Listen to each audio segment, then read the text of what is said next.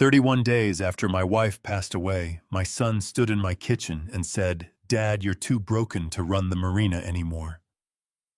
I stared at him, but before I could answer, he added, "Hom knew this day would come." That sentence haunted me all night. The next morning, I stepped into my wife's always locked office. But then the bookcase suddenly clicked open. A hidden basement appeared before me, and when curiosity pulled me inside, what I found there sent chills down my spine. I don't take it for granted that you chose to spend your time here. So tell me in the comments, what city or country are you joining from today? Let's see how far this story travels. This story blends fictional elements with meaningful life lessons. Names and locations are illustrative only, but what this story has to say, and that part is all yours to keep. I did it again. 2 cups. 2 cups of chamomile tea set side by side on the kitchen table like I'd been doing for 38 years. I didn't even realize it until I sat down and looked at the empty chair across from me, the one with the faded blue cushion that Celeste had reupholstered twice because she refused to throw it away. "Sentimental value," she used to say, smoothing her hand over the fabric. "Everything worth keeping has sentimental value, Holden." I picked up my cup and took a sip. The tea was still hot. Hers was already going cold. "My name is Holden Marsh. I am 68 years old. I own Harbor Point Marina, a working boat dock and maritime service yard on the northern edge of Gloucester, Massachusetts, that I built from nothing with my father's hands and my own stubbornness over 40 years. I have 2 children. I had a wife. Had. That word still catches in my throat like a fishhook. Celeste passed 31 days ago. Ovarian cancer stage 4, diagnosed 8 months before the end. We had time to say goodbye, the doctors told us, as if time is something that prepares you. It doesn't. You just watch the person you love get smaller and quieter until one morning the room is too still, and you know before you even open the door. The house still smelled like her. That soft, powdery scent. She wore something French, something expensive, something she ordered twice a year from a boutique in Boston. I hadn't opened any windows since the funeral. I told myself it was because of the April chill coming off the Atlantic. That was a lie, and I knew it. I carried my tea to the window and looked out at the water. From our house on the bluff, you could see the lights of the marina on clear nights, the dock lamps reflecting off the black surface of the harbor, the shapes of boats rocking gently at their moorings. I'd built every inch of that dock, replaced every plank twice. Harbor Point wasn't just a business. It was the physical proof that I had existed, that I had worked, that I had made something real out of nothing. Celeste used to stand at this same window with her tea and say, "You love that marina more than you love me." "Different kind of love," I always told her. She'd laugh and lean her head against my shoulder. "Fair enough." My chest tightened so hard I had to set the cup down. The phone buzzed on the counter. I already knew who it was before I picked it up, Reed's name on the screen, calling for the 3rd time this week. Reed is my son, 38 years old. He works in commercial real estate, lives 40 minutes south in Salem, calls me regularly since his mother passed. Which sounds like a good thing. "It should be a good thing," I answered. "Dad." His voice was warm, easy. "How are you holding up?" "Still standing," I said. "That's good. That's really good." A brief pause, the kind that means something is coming. "Hey, listen, I was thinking. You've been carrying a lot lately. The marina, the house, everything. Maybe it makes sense to take a step back. Let me handle some of the day-to-day at Harbor Point for a while. Just until you get your feet back under you." I looked at the second cup of tea still steaming faintly on the table. "I've had my feet under me for 68 years, Reed." I know." He laughed softly. "I'm just saying Mom's gone, Dad. You don't have to do everything alone anymore. That's what family is for." Something moved at the edge of my chest. Not suspicion exactly. More like a splinter you can feel but can't see. A pressure in a place you didn't know was tender. I appreciate that, I said. I'll think about it. Great. That's all I'm asking. Another pause lighter this time. Get some sleep, okay? I love you. Good night, Reed. I hung up and stood there for a long moment, with the phone in my hand. The marina lights blinked slowly in the harbor below. Somewhere out past the breakwater, a buoy bell rang once and went quiet. I'd been managing Harbor Point through a broken collarbone, a recession, 2 hurricanes, and the death of my father. I did not need to step back. Not now, not ever. But the way Reed said it, smooth, practiced almost too gentle, stayed with me long after I'd rinsed out both cups and turned off the kitchen light. I stood outside Celeste's office door at the end of the hall. I'd been avoiding it for 31 days. Every morning I walked past it. Every morning I kept going. Not tomorrow. Tomorrow I'd go in. I'd pack up her desk, sort through her files, do what needed doing. I was ready. I put my hand on the doorknob. I hadn't been in there since the funeral. I told myself I was ready. I wasn't. The morning light came in thin and gray through the hallway window. The kind of April light that couldn't quite decide if it wanted to be winter or spring. I stood at her door for a full minute before I turned the knob. The smell hit me first. That soft, powdery French perfume still there, still clinging to the curtains and the upholstery, and the air itself, like she'd just stepped out for a moment and was coming right back. My throat closed. My eyes went hot, and I pressed the back of my hand against my mouth and stood there in the doorway, breathing through my nose until the wave passed. "Get it together, Holden," I said out loud, because sometimes you have to talk to yourself like you'd talk to a man standing on a ledge. I stepped inside. Celeste's office was exactly as she'd left it. Her desk cleared, but not empty, a ceramic mug holding a handful of pens, a framed photo of the two of us at Harbor Point's 25th anniversary, a small potted succulent she'd named Gerald that had somehow survived a month without water. Her travel planning materials covered the bookshelf along the far wall, spiral-bound trip logs, laminated nautical charts, glossy brochures for luxury coastal tours from Maine to the Florida Keys. She had managed high-end maritime tourism for 15 years. Chartered boats, private yacht excursions, 5-star coastal experiences for clients who flew in from New York and Chicago, and sometimes London. She was good at it. Better than good, she was exceptional. Clients requested her by name. She had an instinct for what people wanted before they knew they wanted it themselves. I pulled the first box from the closet and started with the bookshelf. Travel journals. I stacked them carefully. Brochures. A folder of old client correspondence. A rolled nautical chart of the New England coastline with notations in her handwriting. Departure points, anchorages, points of interest. I worked for about an hour before I got to the filing cabinet in the corner. It was heavy, a 4-drawer steel unit she'd had since before we moved into this house. I needed to shift it away from the wall to reach the electrical socket behind it where she'd kept a power strip for her laptop. I braced my legs and pulled. The cabinet rolled easier than I expected. My foot caught on the edge of the rug. I went sideways, my shoulders slamming into the decorative wooden molding along the side of the bookcase, a long strip of dark-stained trim I'd always assumed was purely ornamental. A sound, soft and mechanical. A single click. I straightened up, rubbing my shoulder, and looked at the bookcase. It had moved. Not much, maybe 2 inches, but enough that a thin line of darkness had appeared along the left edge where the unit met the wall. I reached out and pushed.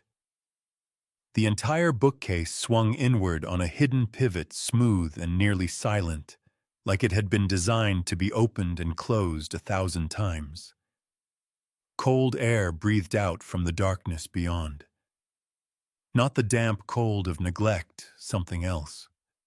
something controlled, like a room that had been maintained. My heart was doing something strange, not racing, just louder. Each beat deliberate like a fist knocking on a door. What in the... My voice came out rough. I cleared my throat. Celeste. Not calling her. Just saying her name the way you do when something doesn't make sense and you need to anchor yourself to something real. I took my phone from my pocket and turned on the flashlight. The beam caught the edge of a narrow staircase, wooden steps, clean, no dust, descending into the dark below the house. I stood at the top and shone the light down. At the bottom, I could see the edge of a concrete floor. I went down. 12 steps, each one deliberate. The cold deepened as I descended, and with it a smell I couldn't immediately name, paper metal, something faintly chemical, like a photo lab, like preservation. The room at the bottom was larger than I expected, maybe 20 feet across, low ceiling, a single overhead fixture. I found the light switch on the wall to my left and flipped it. The fluorescent light buzzed once and came on. I stood there in the doorway and couldn't move. The walls were covered, photographs printed and pinned in careful rows, maps with handwritten notations, printed boarding passes and hotel confirmations in clear plastic sleeves, handwritten letters. 2 full shelving units along the back wall, neatly organized, labeled binders, stackable storage boxes, a filing tray on the desk in the corner. A desk. There was a desk down here. She had a desk. 38 years. I had lived in this house for 38 years, and I had never known this room existed. My legs moved before my brain caught up. I crossed to the nearest wall and looked at the photographs. The first one I focused on stopped me cold. Celeste, standing on the deck of a sailing yacht. I didn't recognize, wearing a sundress I'd never seen, laughing the way she used to laugh when something genuinely surprised her head. Back eyes crinkled, completely unguarded. Beside her stood a man I had never seen before in my life. Tall, silver-haired sunglasses, one hand resting easy on the rail, and on either side of them Reed and Lena, my children.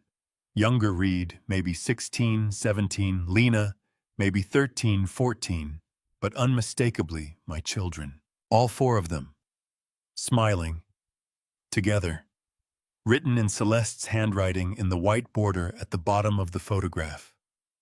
Summer 2004, our real family. The room was very quiet. My own breathing sounded strange to me, too slow, too controlled, like a man trying not to let on that something inside him had just come apart. Our real family. I looked at the man in the photograph again. My eyes moved over him the way you move a flashlight over something you're not sure you're seeing correctly, carefully, methodically looking for the thing that explains what you're looking at. His hands first.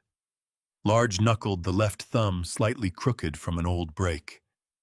His posture, that particular way of standing with the weight, shifted to the right hip, and then just below the cuff of his sleeve, a small, pale scar on the inner side of his left wrist, crescent-shaped from a boat cleat that had caught him at 17 years old. I had been there when it happened. My heart didn't break. It stopped. Because somewhere buried under 38 years of trust, under every morning cup of tea and every quiet evening, and every time I had believed without question that the life I was living was the life that was real, I recognized that man. I don't know how long I stood there holding that first photograph. Long enough for my legs to start aching. Long enough for the fluorescent light above me to buzz twice and flicker. Long enough that when I finally moved, it was less a decision and more a surrender. My body just started walking toward the shelves, because standing still was no longer something I was capable of. The albums were arranged by year. I could see the labels from where I stood, small white stickers in the bottom right corner of each spine written in Celeste's neat, unhurried handwriting. I reached for the one marked 2005. Hawaii. She was wearing a yellow dress I'd never seen. standing on a black sand beach somewhere on the Big Island, her hair loose, her feet bare, laughing at something the man beside her had just said. He was laughing too, that easy, unguarded laugh of someone who feels completely at home. Reed was maybe 23, 24, standing slightly behind them, with a shaved ice in his hand, grinning. Lena was maybe 19, pressed against Celeste's side, squinting into the sun. My hands were steady. I was surprised by that. I'd expected them to shake. Instead, they just turned pages slowly, methodically, the way you move through something when your brain refuses to accept what your eyes are seeing. Alaska, 2007. The four of them on a glacier tour, matching thermal gear mountains, behind them so white they looked painted. Celeste's cheeks red from the cold, her eyes bright. Bahamas, 2009. A catamaran at sunset. Celeste, in a wide-brimmed hat, the man's arm around her shoulders, easy and familiar, the way you touch someone you've touched 10,000 times. Colorado, 2011. A mountain lodge. Snow on the windows. The four of them around a dinner table with candles and wine, the kind of photograph someone takes when they want to remember a moment forever. Florida, 2013. A houseboat on the Intracoastal. Lena driving from the upper deck, laughing. The man teaching Reed how to tie a cleat hitch on the stern rail. I set the album down and pressed both palms flat against the desk and breathed. Just 3 days, Holden. You know how these scouting trips are. I have to check the anchorages myself. You can't trust third-party reports. I had nodded. Every single time I had nodded. I had kissed her cheek and told her to drive safe and gone back to Harbor Point and worked. I had never once questioned her. Not once in 38 years had I looked at my wife and thought she is lying to me. My jaw tightened until my teeth hurt. On the wall above this desk was a large nautical chart of the eastern United States coastline mounted in a frame. I leaned in close. She'd gone over it in red marker small circles at dozens of locations along the coast and inland, each one annotated in her handwriting. Dates. Just dates. March 2006, August 2008, November 2010, June 2012.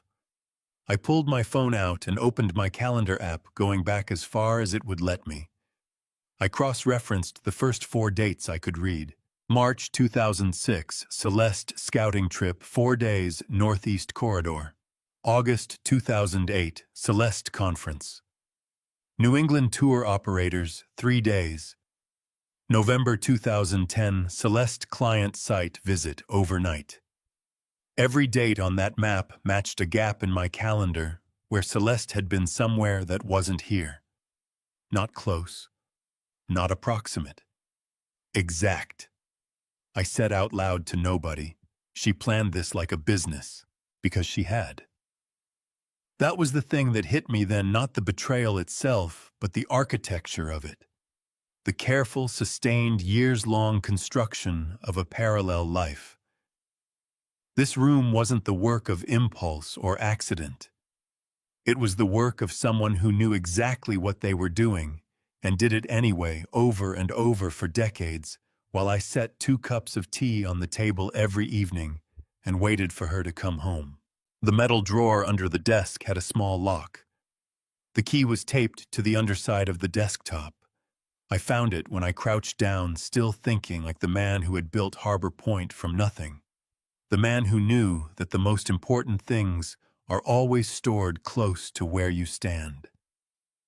Inside the drawer, 3 cassette tapes in paper sleeves. A journal with a dark green cover, the spine cracked from use. And beneath those, a manila envelope marked with 2 names. Reed. Lena. I opened the envelope. The document inside was a paternity test, a private laboratory dated 2003. 2 separate results, each on its own page. I read Reed's first. The room seemed to tilt slightly, the way a boat does when a wake catches you from the side. Reed's result confirmed a biological match. He was mine. I turned to Lena's page. Biological relationship to Holden Marsh, none detected. Paternal match, Vincent Hale. The paper crinkled in my grip. Lena, 34 years old. I had been in the delivery room when she was born. I had held her before Celeste did, because the nurses passed her to me first. I had paced the hallway outside the NICU for 6 hours when she had trouble breathing at 2 days old, and I had wept, actually wept, like I hadn't since my father died, when they told me she was going to be Vincent Hale. I said the name out loud, and it tasted like metal on my tongue. I went back to the photograph on the wall. The man, his hands, the crescent scar. Then I looked at the framed photo I'd found in the second album, a casual shot, black and white, 2 young men standing beside an old wooden dinghy on a Cape Ann beach. One of them was me, maybe 30 years old, squinting into the sun. The other stood beside me with his hand on the bow of the boat, laughing at something off camera. I hadn't put that photo there. I had never seen it in this room before tonight. Celeste had kept it. She had brought it down here and put it on the wall of her secret room where she kept everything that mattered to her. I looked at the man in the recent photographs. I looked at the young man in the old one. Same hands, same scar, same slight forward lean of the shoulders when he laughed. The name Vincent Hale had no records before 1989. I didn't know that yet, not for certain, but standing in that basement room with fluorescent light humming above me and the smell of old photographs in my nose, I knew it the way you know something before you can prove it. Vincent Hale didn't exist before the storm, but Caspian Marsh did. My legs gave out. Not dramatically, no stumbling, no grabbing at the wall. Just a slow, deliberate fold, the way old timber settles. I found the chair at the desk and sat down hard, both hands flat on my thighs, staring at the wall of photographs without really seeing them anymore. Caspian. My voice came out like gravel. You son of a Caspian. The last time I had said my brother's name out loud, with any real feeling behind it, was at his memorial service 35 years ago. I had stood at the edge of the water with my father and said it into the wind because there was no grave to stand over, no body to bury. The Atlantic had taken him and kept him the way it sometimes does, except it hadn't. I reached for the green journal. The cover was soft with handling.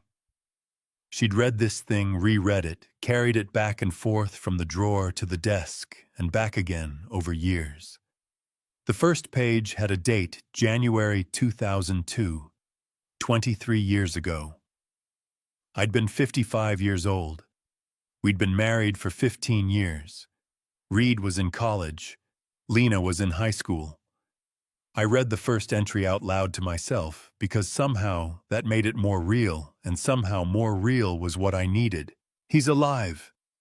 After everything, after all these years, Caspian is alive. He called me from a number I didn't recognize. And when I heard his voice, I dropped the phone and had to sit on the kitchen floor for 20 minutes before I could pick it up again. He sounds different, older, tired. But it's him. It's him. My chest cracked open like a hull on a reef. She had known since 2002. For 23 years, she had known my brother was alive. She had sat across from me at our kitchen table and watched me light a candle at his memorial every October and said nothing.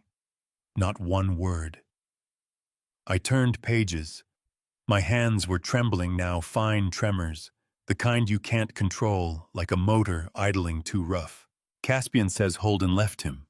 Says he was screaming and Holden swam away. I don't know what to believe. I only know that Caspian needs me and I'm not going to turn away from him again. Turn away from him again. I repeated, my voice cracking on the last word. I kept reading. I married Holden because he was steady, because he was safe. Because when you're 26 years old and the world feels like it's spinning too fast, safe feels like love. But it isn't love. It's just shelter. I set the journal down on the desk and pressed my knuckle hard against my mouth because something was rising in my throat that I didn't want to let out. Not grief. Something uglier than grief. Something with teeth. Shelter, I said through my knuckle. 38 years, and I was just shelter. I picked up the first cassette tape. The recorder was at the bottom of the drawer, a small handheld unit, old but functional batteries still in it. She'd kept it charged down here. Of course she had. I pressed play.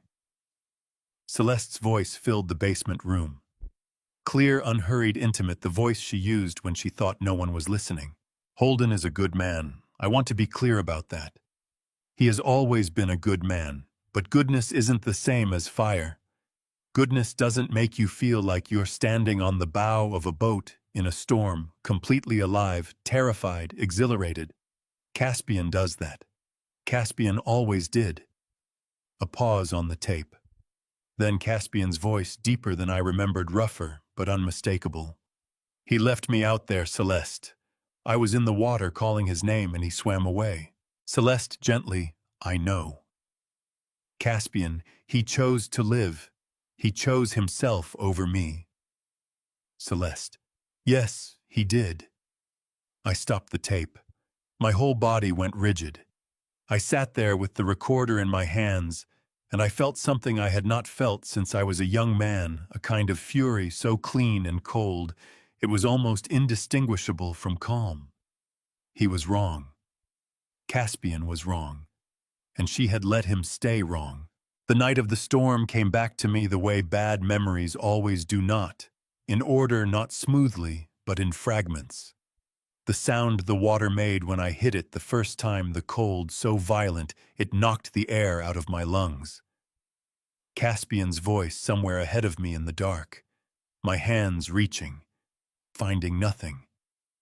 Coming up, being pulled toward the boat by the rescue line, screaming at the crew to go back, going back in.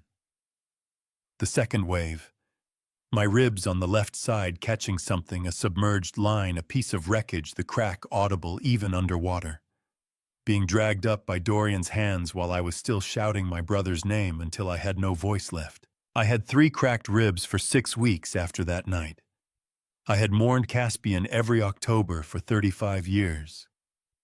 And my wife, the woman I made tea for every evening, the woman whose perfume still haunted every room of our house, had spent 23 years telling my brother that I had chosen to swim away. You fed him that, I said to the room, to the journal, to the photographs on the wall. You found him, and the first thing you did was make sure he hated me.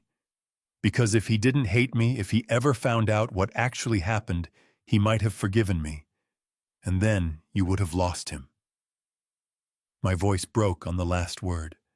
I pressed the heel of my hand against my eyes and held it there until the burning stopped. I sat like that for a while. I don't know how long. The fluorescent light hummed. Somewhere above me, the house creaked in the wind off the water. When I finally lowered my hand, I noticed the folder I hadn't opened yet. It had slid to the side of the desk when I'd reached for the recorder. A plain manila folder, thicker than the others, with a typed label on the tab. Harbor Point Redevelopment Preliminary Transfer Agreement. I opened it. The first page had 3 names at the top. Reed Marsh, Lena Marsh. And beneath them, as the designated acquiring party, Merrick Voss Atlantic Shore Development, LLC. There was a sticky note on the second page in Celeste's handwriting.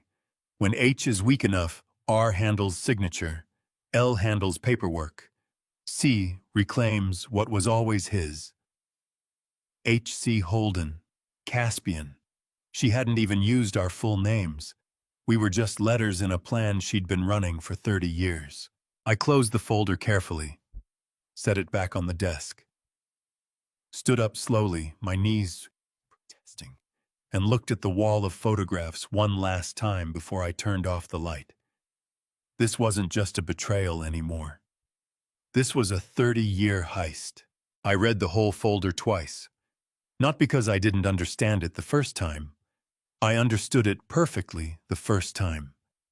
I read it twice because some part of me kept waiting for the words to rearrange themselves into something less than what they were. They didn't. The document was 43 pages. A full preliminary transfer agreement for Harbor Point Marina, the dock, the service yard, the fuel station, the storage facilities, the 3 commercial moorings on the north end that I'd added in 2019 after 2 years of permit negotiations. Everything. Packaged and labeled and ready for signatures. The acquiring party was listed as Atlantic Shore Development, LLC, registered in Delaware. Principal Officer Merrick Voss. Behind Merrick Voss, in the ownership structure buried in the appendix, was a name listed as silent partner. Vincent Hale. My father had driven a delivery truck for 22 years to save enough money to buy the original plot of land at Harbor Point. He had walked me down to that scrubby, overgrown waterfront lot on a Saturday morning in 1984 and put his hand on my shoulder and said, "This is where we start, son. Everything else comes from here." He had laid every one of the original dock pilings himself. His hands had touched every inch of that ground. Caspian had stood on that dock with us, grinning like an idiot, paint on his jeans from helping us seal the first boathouse wall. He'd said, "Dad, I think we built something." And our father had laughed so hard his eyes watered. Now the man wearing Caspian's face had his name on a document designed to take it all away. I put the folder down on the desk and pressed both palms flat against the cool concrete floor and breathed in through my nose and out through my mouth slowly until the heat behind my eyes pulled back. I was not going to fall apart in this basement. I refused. What I was going to do was document everything.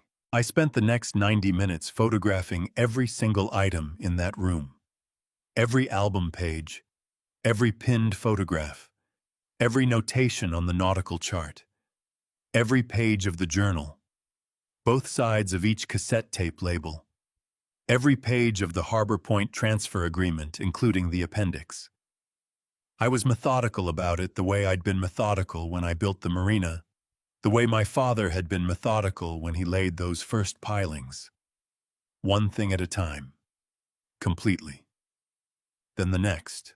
When I was done, I turned off the light. I walked back up the narrow stairs. I pushed the bookcase back into position until I heard the soft click of the latch engaging. I stood in Celeste's office in the last gray light of evening and looked at the room as though I'd just come in to pack a few boxes. Perfectly ordinary. Nothing disturbed. Nothing found. My phone buzzed in my pocket. "Read." I answered on the second ring. "Hey, Dad. Warm. Easy. Practiced. How are you doing? You eat anything today?" "I had lunch," I said, which was a lie. I hadn't eaten since that morning. "Good. Good." The brief pause I'd learned to recognize. "Listen, I've been thinking with everything on your plate right now, maybe it makes sense for me to step in at the marina. Just day-to-day stuff. Take some weight off you." "You seem in a hurry, Reed," I said pleasantly, a short laugh. "Not at all, Dad. You're just getting older. There's nothing wrong with asking for help." "I'll think about it," I said. "Good night." I set the phone face down on Celeste's desk and stood there with my hand on it for a moment. Getting older. As if age were the variable here. As if the problem with Holden Marsh was simply that he'd run out of useful years. I slept poorly. I was up before 5. At 9:15 the next morning, Lena's car pulled into the driveway. She came through the front door the way she always did, knock once, then open, calling out, "Dad!" Before she was fully inside, her voice bright and familiar and achingly normal. She was wearing a gray sweater, and her hair was down, and she looked so much like herself, like the girl I had raised, that the pain of it hit me somewhere below the ribs. She crossed the kitchen and hugged me with both arms, pressing her face against my shoulder, the way she used to do when she was small, and something had frightened her. I put my arm around her. I held her. My eyes went hot, and I stared at the wall over her head and kept my jaw tight. "How are you holding up?" she asked, pulling back to look at my face. Her eyes were soft with what looked like genuine concern, and I thought, "You are very good at this, Lena. You always were." "Managing," I said. She sat down at the kitchen table and wrapped both hands around the coffee mug I set in front of her, and her expression shifted into something more careful. "Dad, I've been thinking." Mom had a lot of thoughts about the marina. She talked to me about it not long before she passed.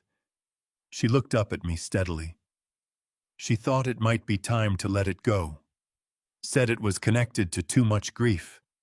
She wanted you to be free of it. I looked at my daughter. I looked at her eyes and her hands, and the careful, rehearsed gentleness in her voice, and I thought about the night she was born.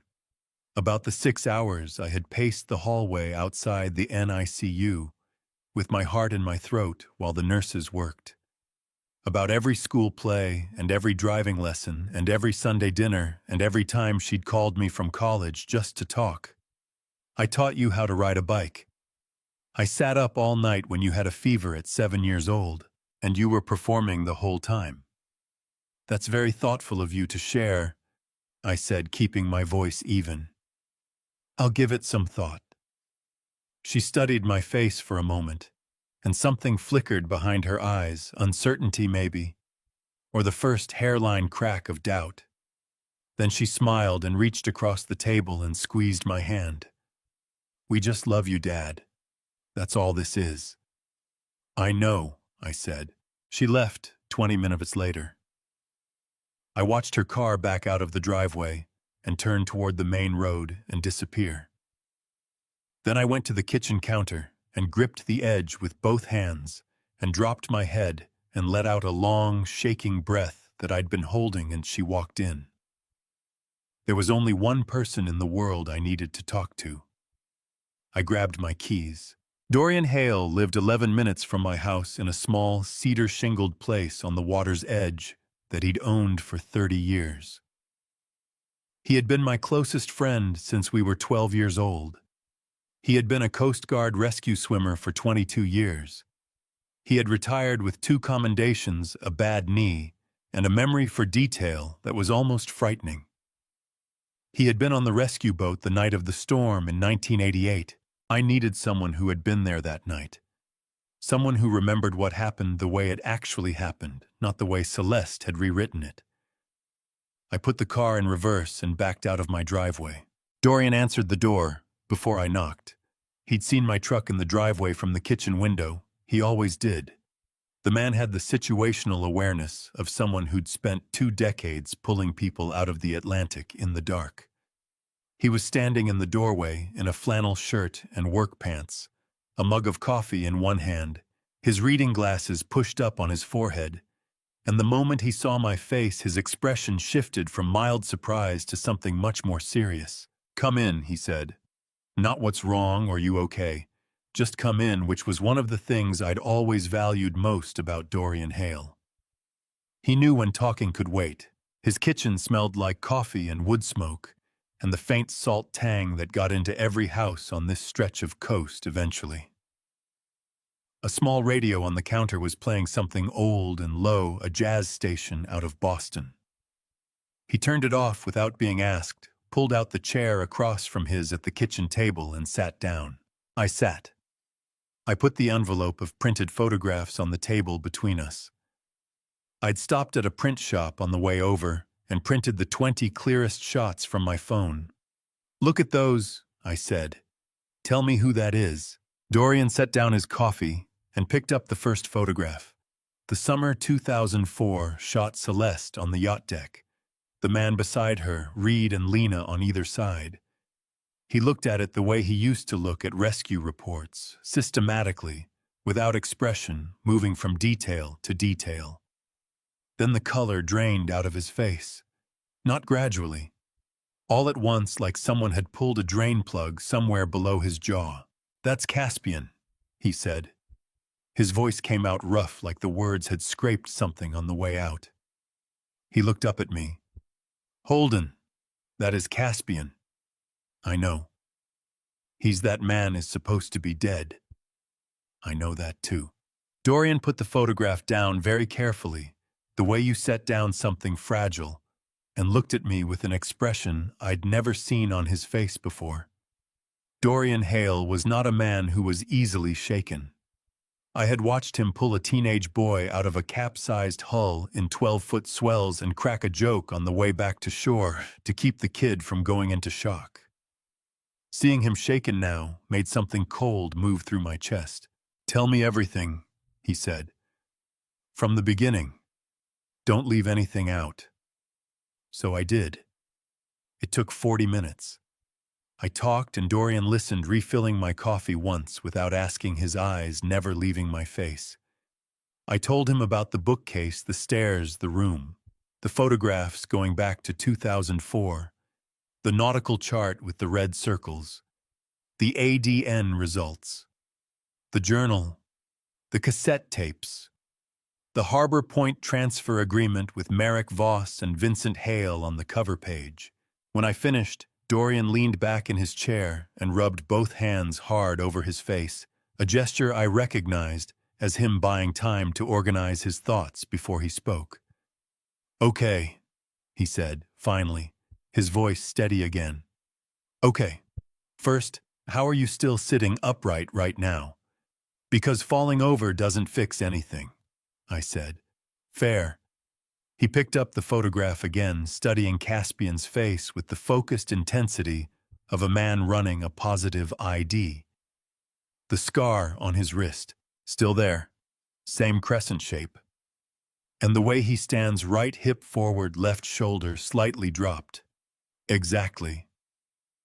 Dorian set the photo down and pointed at me. "That's Caspian. I would stake 30 years of rescue work on it. Holden, this isn't just heartbreak." His jaw tightened, the muscle jumping. "This has the smell of something criminal. Fraud. Conspiracy. Possibly extortion if they'd actually pressured me into signing," I said. "I know. You need a lawyer. I already know which one. But first I need something else." I looked at him steadily. "You were on the rescue boat that night, Dorian. November 1988. You were there." Something moved across his face, an old shadow, the kind that never fully leaves. "I was there. I need you to tell me exactly what you remember. Because Caspian believes I swam away. He believes I chose to save myself and left him out there." My voice stayed level, but my hands tightened around the coffee mug, hard enough that my knuckles went white. "Someone put that in his head. And I think I know who." Dorian stood up abruptly. He crossed to the back hallway and came back 2 minutes later, carrying a cardboard box, old, the corners soft with age, the lid held down with a rubber band that had gone brittle. He set it on the table and pulled off the lid. Inside were folders. Official Coast Guard rescue logs, photocopies neatly labeled by date. "I kept copies of everything from my years on active rotation," he said, flipping through the tabs with practiced fingers. "November 14th, 1988. Here." He pulled a folder and opened it flat on the table between us. We both leaned in. We both leaned in. The report used our birth name, Calloway, was our mother's family name, the one we'd grown up with before Dad legally changed it to Marsh in 1990. The report was typed on official form paper, the ink faded to light gray but fully legible. I read it and my throat closed. Subject R. Calloway entered the water at 23:47 in an attempt to locate missing subject C. Calloway. Subject R. Calloway was recovered by rescue line at 23:52 in a disoriented state. Subject R. Calloway re-entered the water at 23:58, disregarding verbal order to stand down. Subject R. Calloway was recovered at 0004 by rescue swimmer D. Hale, unresponsive. Resuscitation required. Subject transported to Addison Gilbert Hospital with suspected rib fractures and hypothermia. My eyes stung. I pressed my thumb and forefinger hard against the bridge of my nose and held them there. You didn't abandon Caspian, Dorian said, his voice rough with something that sounded close to anger. You went in twice. The second time you went under and didn't come back up on your own. I pulled you out myself. He pointed at the report. It's right there, in writing, dated and signed. Someone made him believe otherwise, I said, and my voice came out barely above a whisper. Dorian looked at me for a long moment. Then he said quietly and with great deliberateness, Celeste. Yes. She found him first, and the first thing she told him was that you left him. His jaw worked. She didn't just betray you, Holden. She destroyed two brothers. She took everything you had with Caspian and she burned it deliberately so he would need her and only her. The words landed on me like stones, each one accurate, each one exactly right. I exhaled, long and slow and shaking slightly. There's one more person I need. Who? Stellan Cross. He was in the water support team that night. He saw the whole thing from the secondary boat. I looked up at Dorian. Is he still in Rockport? Dorian nodded slowly. Still there.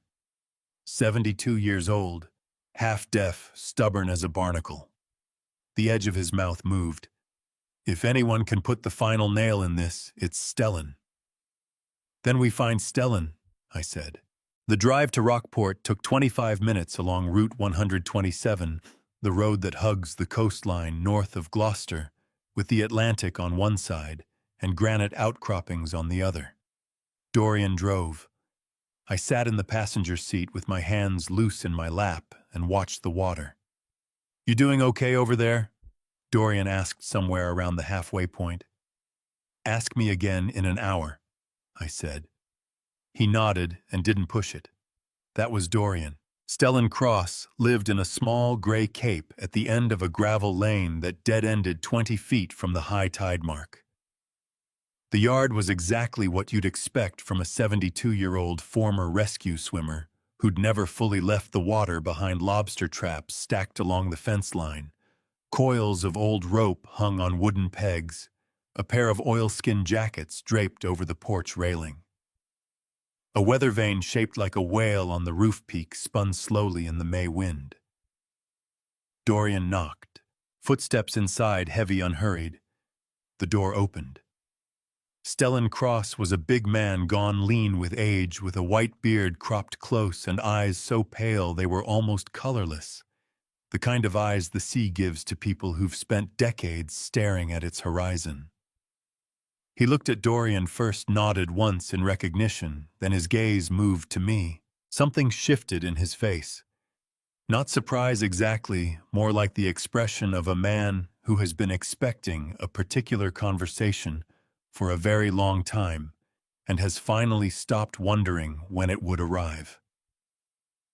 Holden Marsh, he said. His voice was low and deliberate, each word placed carefully, like he was setting stones. I wondered if you'd ever come looking. My chest tightened. You knew I'd come.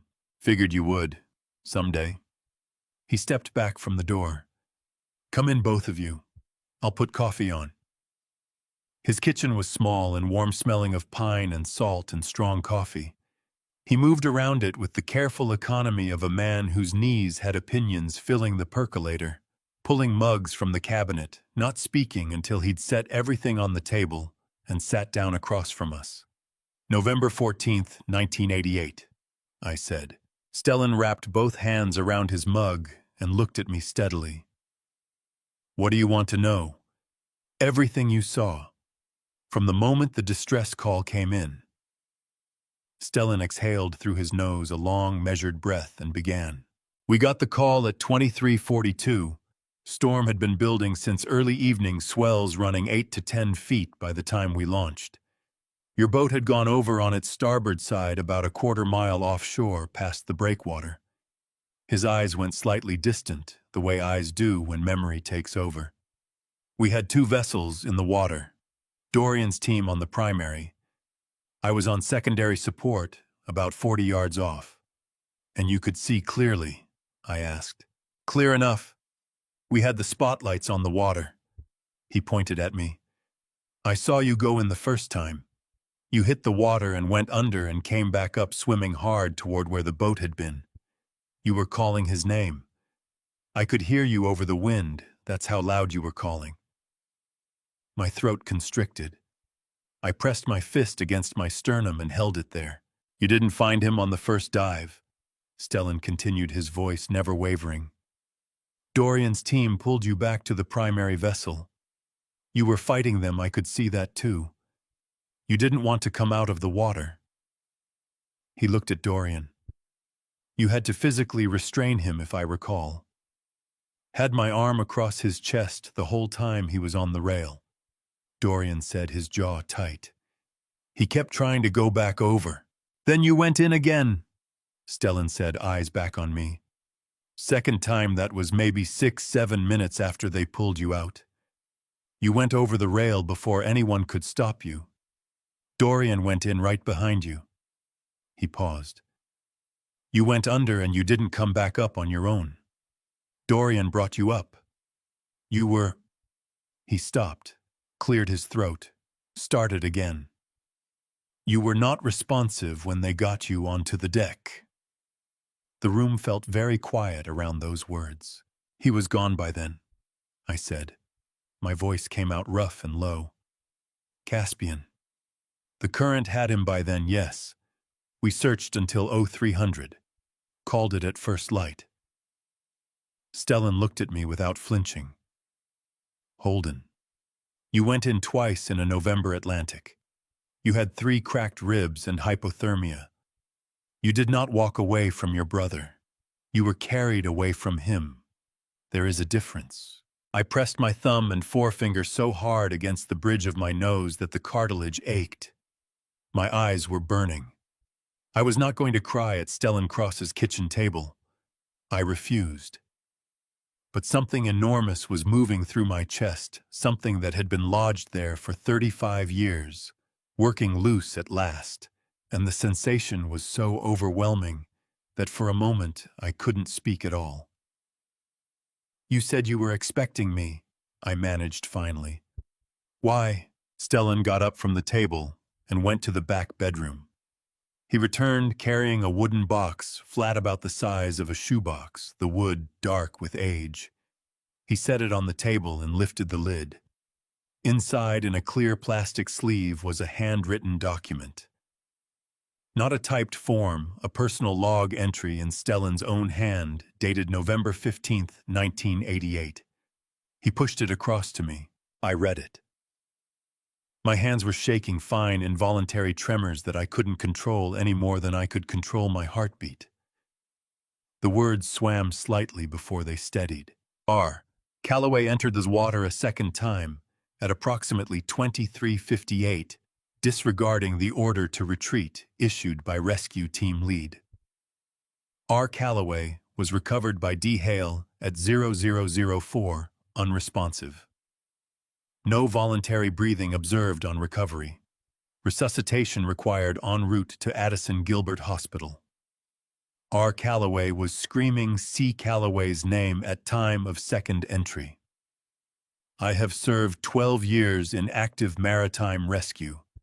I have not seen a man go back in under those conditions before or since. I set the page down flat on the table and put both hands over it and dropped my head. 35 years. 35 years of carrying the weight of that night like an accusation. 35 years of the quiet, corrosive fear that, Maybe I could have done more, gone farther, held on longer. That some part of my survival that night had been a choice. It hadn't been. It was right here in writing, dated, witnessed, in the hand of a man with no reason to lie. "Whoever told Caspian you abandoned him?" Stellan said quietly, leaning forward, his pale eyes fixed on mine. "That person lied, deliberately and completely."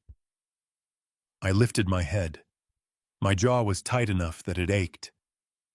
"I know who it was." "Then make sure Caspian knows too." I nodded once. I picked up the page and slid it carefully back into its plastic sleeve and handed it back to Stellan, who shook his head. "Keep it," he said. "I made that copy for you 20 years ago, just in case." On the drive back, the Atlantic sliding past, outside Dorian's window, in the late afternoon light. His phone buzzed on the center console. He glanced at it, and his expression sharpened. "My contact at the Federal Maritime Registry," he said, reading. He turned the screen toward me. "Vincent Hale. Searched full federal and state records. No birth certificate. No Social Security issuance. No records of any kind prior to March 1989. The identity was constructed. It did not exist before that date." I read it twice. Then I looked out the windshield at the road unspooling ahead of us. "Then it's time I found a lawyer," I said. Calder Flynn's office was on the 14th floor of a building on Federal Street in Boston, with a view of the harbor that on clear days stretched all the way to the outer islands. I'd sat in the chair across from his desk more times than I could count over the past 20 years. Lease agreements, contractor disputes, zoning appeals, the trust paperwork when my father passed. Calder knew Harbor Point the way a doctor knows a patient's chart. Every bone, every scar, every history. He was 64 years old, silver-haired with a face built for courtrooms, sharp jaw, steady eyes, the kind of expression that gave nothing away until he chose to give it. He was already standing when his assistant showed me in, and he shook my hand with both of his in the way he only did when something serious was in the room. "Holden, sit down." He gestured to the chair. "You look like a man who hasn't slept properly in 2 weeks." 3 weeks, I said, sitting. "Give or take." I put the folder on his desk, the printed photographs, the photographed pages of the journal, and the transfer agreement. The ADN results, the rescue log copies from Dorian and Stellan, and the Maritime Registry message about Vincent Hale. "Read it," I said. "All of it. I'll wait." Calder picked up the first page. His face went through a series of small, controlled adjustments as he read, a slight tightening around the eyes. Here, a compression of the mouth, there. The professional equivalent of a man keeping his reactions on a very short leash. He read without speaking. He turned pages steadily, unhurried, giving each document its full attention. When he reached the Harbor Point transfer agreement with Vincent Hale listed as silent partner, he stopped. He turned back one page, read it again. Then he set the whole stack down, took off his glasses, and rubbed both eyes with his thumb and forefinger. "How long have you known?" he asked. 3 weeks. He looked up at me sharply. "And you haven't said anything to Reed or Lana in 3 weeks?" Not a word. Something moved across Calder's face that might, in a different context, have been admiration. "All right." He put his glasses back on and straightened in his chair. "Talk me through what you want." "I want Harbor Point protected," I said. "Locked down so tight that nobody, not Reed, not Lena, not Caspian, not Merrick Voss, not any Delaware shell company with a clean logo and a dirty purpose can touch it without my explicit written authorization." "A discretionary trust," Calder said immediately. "You transfer Harbor Point Marina into a trust structure. You remain the sole beneficiary and the sole authorized signatory during your lifetime. Any transfer of assets requires your direct written consent witnessed by me, notarized with a 72-hour waiting period built in. He paused. The 72 hours makes it essentially impossible to pressure someone into signing in the moment. Do it. Holden, if they're planning to pressure you into signing, and based on what I'm reading, that's exactly what this is. We need to move first. He leaned forward across the desk, his voice dropping to something measured and precise. Once this trust is filed and recorded, their entire plan collapses. They can't transfer what they don't legally have access to. The corner of his mouth tightened. This will make them desperate. Good, I said. Desperate people make mistakes, Calder said. I'm counting on it. He pulled a fresh legal pad from the drawer and uncapped his pen. I'll have the trust documents drafted by end of week. We'll execute them here with 2 witnesses fully notarized. I'll personally file with the registry. He looked at me over the top of his glasses. I'll also be preparing a separate file, the forged transfer agreement, the journal evidence, the ADN results. If this goes where I think it might go, we want everything ready for law enforcement. Not yet, I said. Not until I'm ready. Calder studied me for a moment. You have something else in mind. I do. I looked out the window at the harbor, the gray-blue water, the boats, the line of the horizon. I'm going to let them think it's still working. I'm going to give them one more push toward the finish line. I turned back to him. And then I'm going to pull the floor out from under them in public. Calder set his pen down and looked at me the way he'd looked at me 30 years ago, when I'd told him I was going to build a full-service marina on a patch of overgrown coastal land with $40,000 and a borrowed backhoe. You've always had the most unsettling kind of patience, he said. My father taught me, I said. Now, let's sign the papers. I walked out of Calder's office at 4:30, with a copy of the executed trust documents in my briefcase, and something I hadn't felt in 3 weeks settling into my chest. Not comfort, exactly, but solidity. The ground was back under my feet. My phone buzzed as I reached the elevator. Otto Briggs. My marina manager, 22 years. I answered. Otto, Mr. Marsh. His voice was careful, low, the way it got when he had something to say that he didn't enjoy saying. I thought you should know. Reed was here this afternoon. Brought a man in a suit I didn't recognize, Voss, I think his name was. They walked the whole property. The dock, the service yard, the north moorings. A pause. The way Reed was talking, Mr. Marsh. The way he spoke to that man about the facilities, the revenue, the expansion plans. Another pause, heavier. He spoke like the place already belonged to him. My grip tightened on the phone. I kept my voice even. Thank you, Otto. Sit tight. Yes, sir. I drove back to Gloucester instead of going home. I pulled into the Harbor Point lot and got out of the truck and stood there in the low gold light of late afternoon, looking at everything my father and I had built. The dock ran 300 feet out over the water, solid and straight. The planks I'd replaced 2 winters ago still pale and tight. The boathouse to the left, the fuel dock to the right. The service yard behind, with its hydraulic lift and workshop, and the smell of marine paint that had soaked into the concrete over 40 years. 3 sailboats on the north moorings, their rigging ticking softly in the evening breeze. The Harbor Point sign above the main gate, dark green letters on white. The lighthouse logo that my father had sketched on a napkin, and I'd had a sign painter render properly in 1987. My father's hands had laid those first pilings. My hands had driven every nail in the boathouse roof.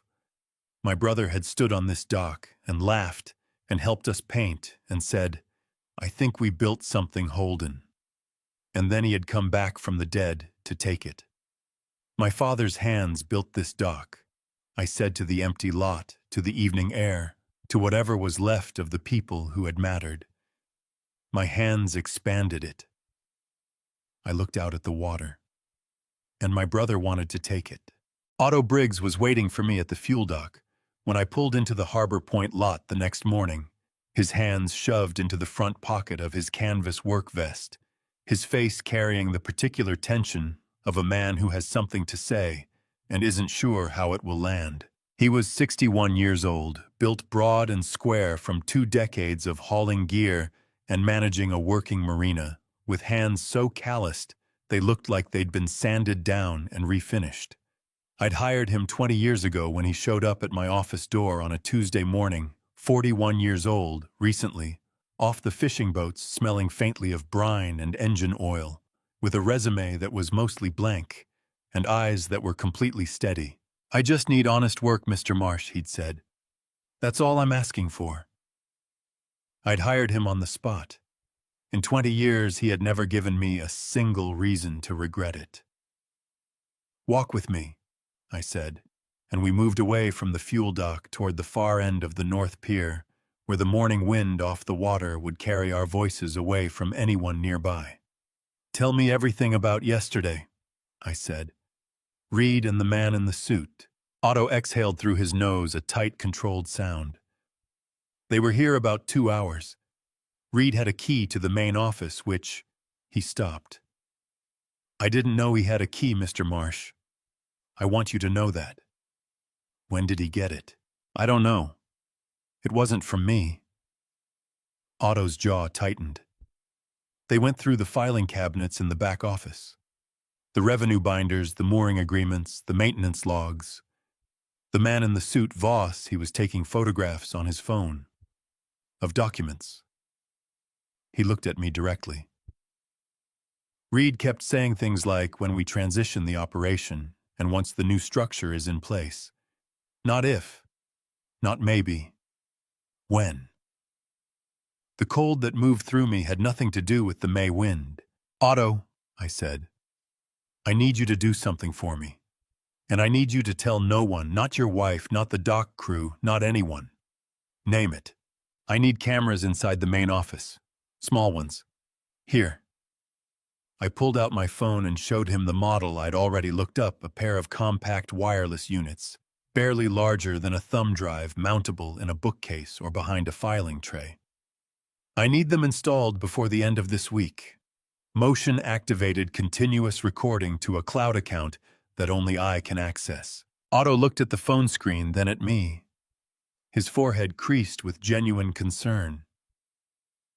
"Mr. Marsh, is this as bad as it looks?" "It's worse," I said simply. He absorbed that without flinching. That was Otto. "I'll have them up by Thursday," he said. "Good man." I put my hand briefly on his shoulder. "Just keep doing your job, Otto. Pretend nothing has changed. Can you do that?" "I've been pretending nothing's wrong for 3 days already," he said, with a dry edge that surprised a short, humorless laugh out of me. "A few more won't kill me." The cameras went up on Thursday morning. 4 days later, Otto texted me a single word: footage. I drove to the marina in the early evening after the dock crew had gone home and sat alone in the small back office with the door closed and my laptop open on the desk. Otto stood outside the door, not listening, just present the way a good man stands when he knows something difficult is happening nearby. I opened the cloud folder and clicked on the most recent file. The angle was from the upper left corner of the office, looking down at the desk and both visitor chairs. The timestamp read 4:17 in the afternoon 2 days ago. Reed walked in first. He had his jacket off his sleeves, rolled, the relaxed body language of a man in a space he considers his own. Lena came in behind him and closed the door. Reed dropped into the chair behind the desk, my desk, and leaned back with his hands behind his head. "The old man is actually doing this," he said, and he was grinning. 40-year anniversary party. He's practically handing us the stage." Lena sat in the visitor chair across from him, crossing her legs, her expression more careful. "Don't get overconfident. He's been quieter than usual lately. He's grieving Lena." People get quiet when they grieve. Reed waved a hand. He'll give a speech, he'll get emotional, and then we move. Calder draws up the transfer documents. At the table, Dad signs in front of witnesses. We announce the transition to the guests. He spread his hands like a man displaying a finished product. Clean, public, impossible to walk back. Lena nodded slowly. Caspian wants everything done before the end of the month. It'll be done. Reed leaned forward. The old man will sign. I know him. He trusts us. The word trusts hit me somewhere in the chest cavity like a blunt object. I pressed my hand flat against the desk and kept my face neutral and kept watching. Just make sure Caspian stays back until the paperwork is done, Lena said. If Dad sees him before the right moment, the whole thing— Lena, Reed's voice sharpened slightly. I know the plan. I've known the plan for 19 years. Trust me. The recording ended there. I closed the laptop. Otto knocked twice and opened the door. You okay? No, I said. But I will be. He came in and leaned against the doorframe. What did you hear? Enough. I looked up at him. Otto, when Lena was talking, she mentioned someone. Called him by name. Not Vincent Hale. Another name. Otto straightened. What did she call him? I held his gaze. Dad. Something moved across Otto's face, a slow, painful rearrangement of features, like a man watching something fall from a great height. His mouth opened slightly, then closed. Then he said roughly, How long has she known? A long time, I said. She's known for a long time. We stood there in the small office with the evening light coming flat and gold through the salt-filmed window, and I could see Otto working through it, the arithmetic of betrayal, the calculation of what it meant that the young woman he'd watched grow up on this dock had been playing a part the whole time. What do you need from me? He said finally, his voice steady again. One more thing, I said. I'm throwing a party. He blinked. A party. 40th anniversary of Harbor Point Marina. On the dock in 3 weeks. I stood up from the desk. I need you to send invitations to every employee, every current client, every business partner. I paused.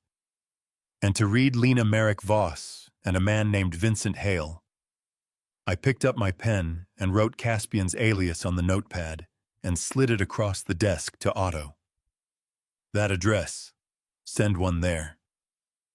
Otto looked at the name on the paper.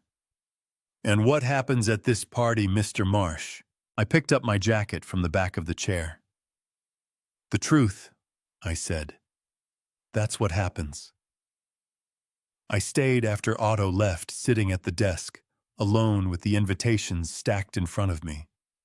I'd printed them myself, cream cardstock, Harbor Point letterhead, clean and formal. I picked up the last one, wrote Vincent Hale on the envelope in my own hand.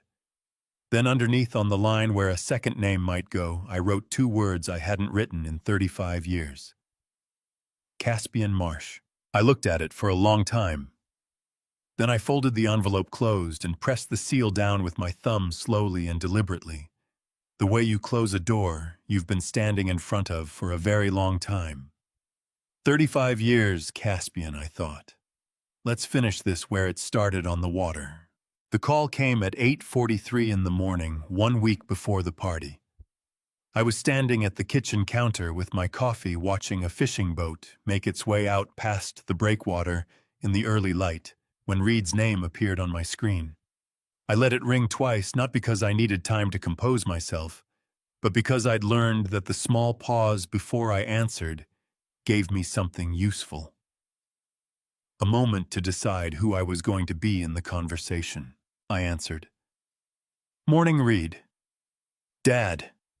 His voice was bright, almost buoyant, the voice of a man who believes he is days away from getting everything he wants. I'm so glad you're doing this party. I really am. 40 years, Dad. That's something worth celebrating. A warm, practiced pause. Mom would have wanted it. My hand tightened around the coffee mug. The knuckle went white. Mom would have wanted it. The woman who had spent 23 years feeding my brother a lie about the night I nearly died trying to save him.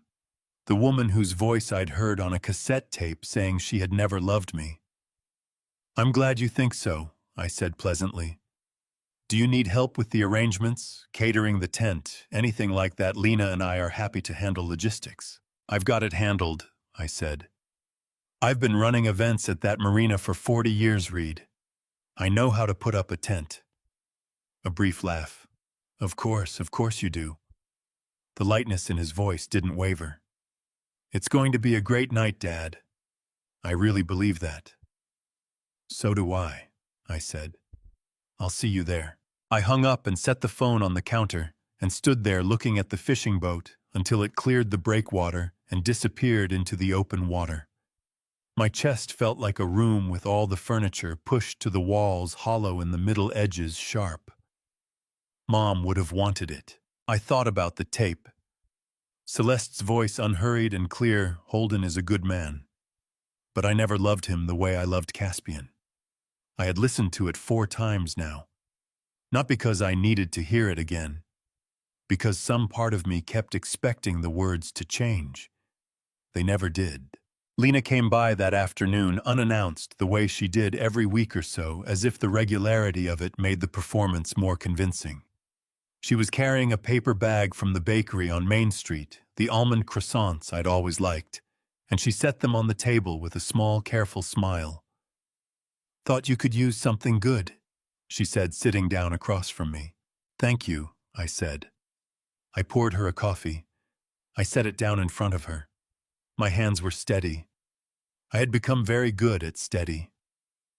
She wrapped her hands around the mug and looked at me the way she'd been looking at me since Celeste passed, with eyes that were soft and searching and slightly too attentive, like she was monitoring something. Dad? Her voice dropped into the gentle register she used when she was about to say something she'd rehearsed.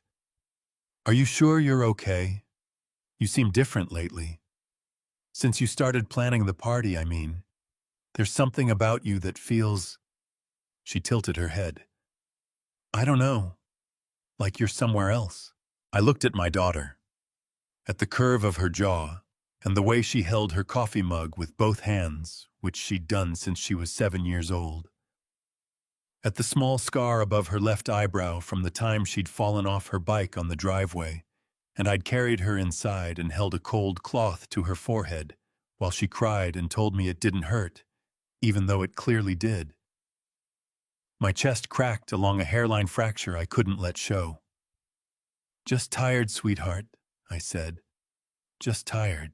She reached across the table and put her hand over mine. Her fingers were warm. We're going to get through this together, okay, as a family. As a family, I repeated. Yes. She left an hour later, kissing my cheek at the door, taking the warmth of the performance with her. I closed the door and leaned my back against it and pressed both hands over my face and stood there in the entryway of my house, breathing carefully until the burning behind my eyes receded. That evening I drove to Dorian's. He had a fire going in the small fireplace in his living room, despite the fact that it was nearly June, because Dorian ran cold and always had. He handed me a glass of bourbon without asking and sat down in the chair across from mine and looked at me with the direct, uncomplicated attention of someone who had known me for 56 years. 1 week, he said. 1 week, I confirmed. How are you holding up? I keep looking at Lana and seeing the 7-year-old who wouldn't let me leave her hospital bedside, I said. The words came out rougher than I intended. And then I remember the footage from the camera. And those 2 things won't... I stopped, pressed my knuckle against my mouth for a moment. They won't sit in the same room in my head without tearing each other apart. Dorian leaned forward, elbows on his knees. That's not weakness, Holden. That's just what it costs to love people who turn out to be something other than what you thought. I know. I looked at the fire. Are you ready for this? Stellan's confirmed. I'll have him there by 8. Dorian's voice was even and certain. Calder's ready. Otto's ready. He looked at me steadily. Are you ready for this? I thought about it honestly. About standing up in front of everyone who had ever been part of Harbor Point and saying the unsayable. About seeing Caspian's face when the photographs appeared on that screen. About watching Reed's easy confidence collapse in real time. About looking at Lena and saying out loud the thing we had both been pretending wasn't true. No, I said, but ready doesn't matter anymore. Dorian held my gaze for a moment, then nodded once, the kind of nod that means good enough. I drove home just after 10. I changed into the black vest I'd had pressed and hanging on the back of the bedroom door since Tuesday. I stood in front of the mirror on the back of the closet door and looked at myself. The man looking back was 68 years old. His hair had gone fully white somewhere in the last decade without him particularly noticing.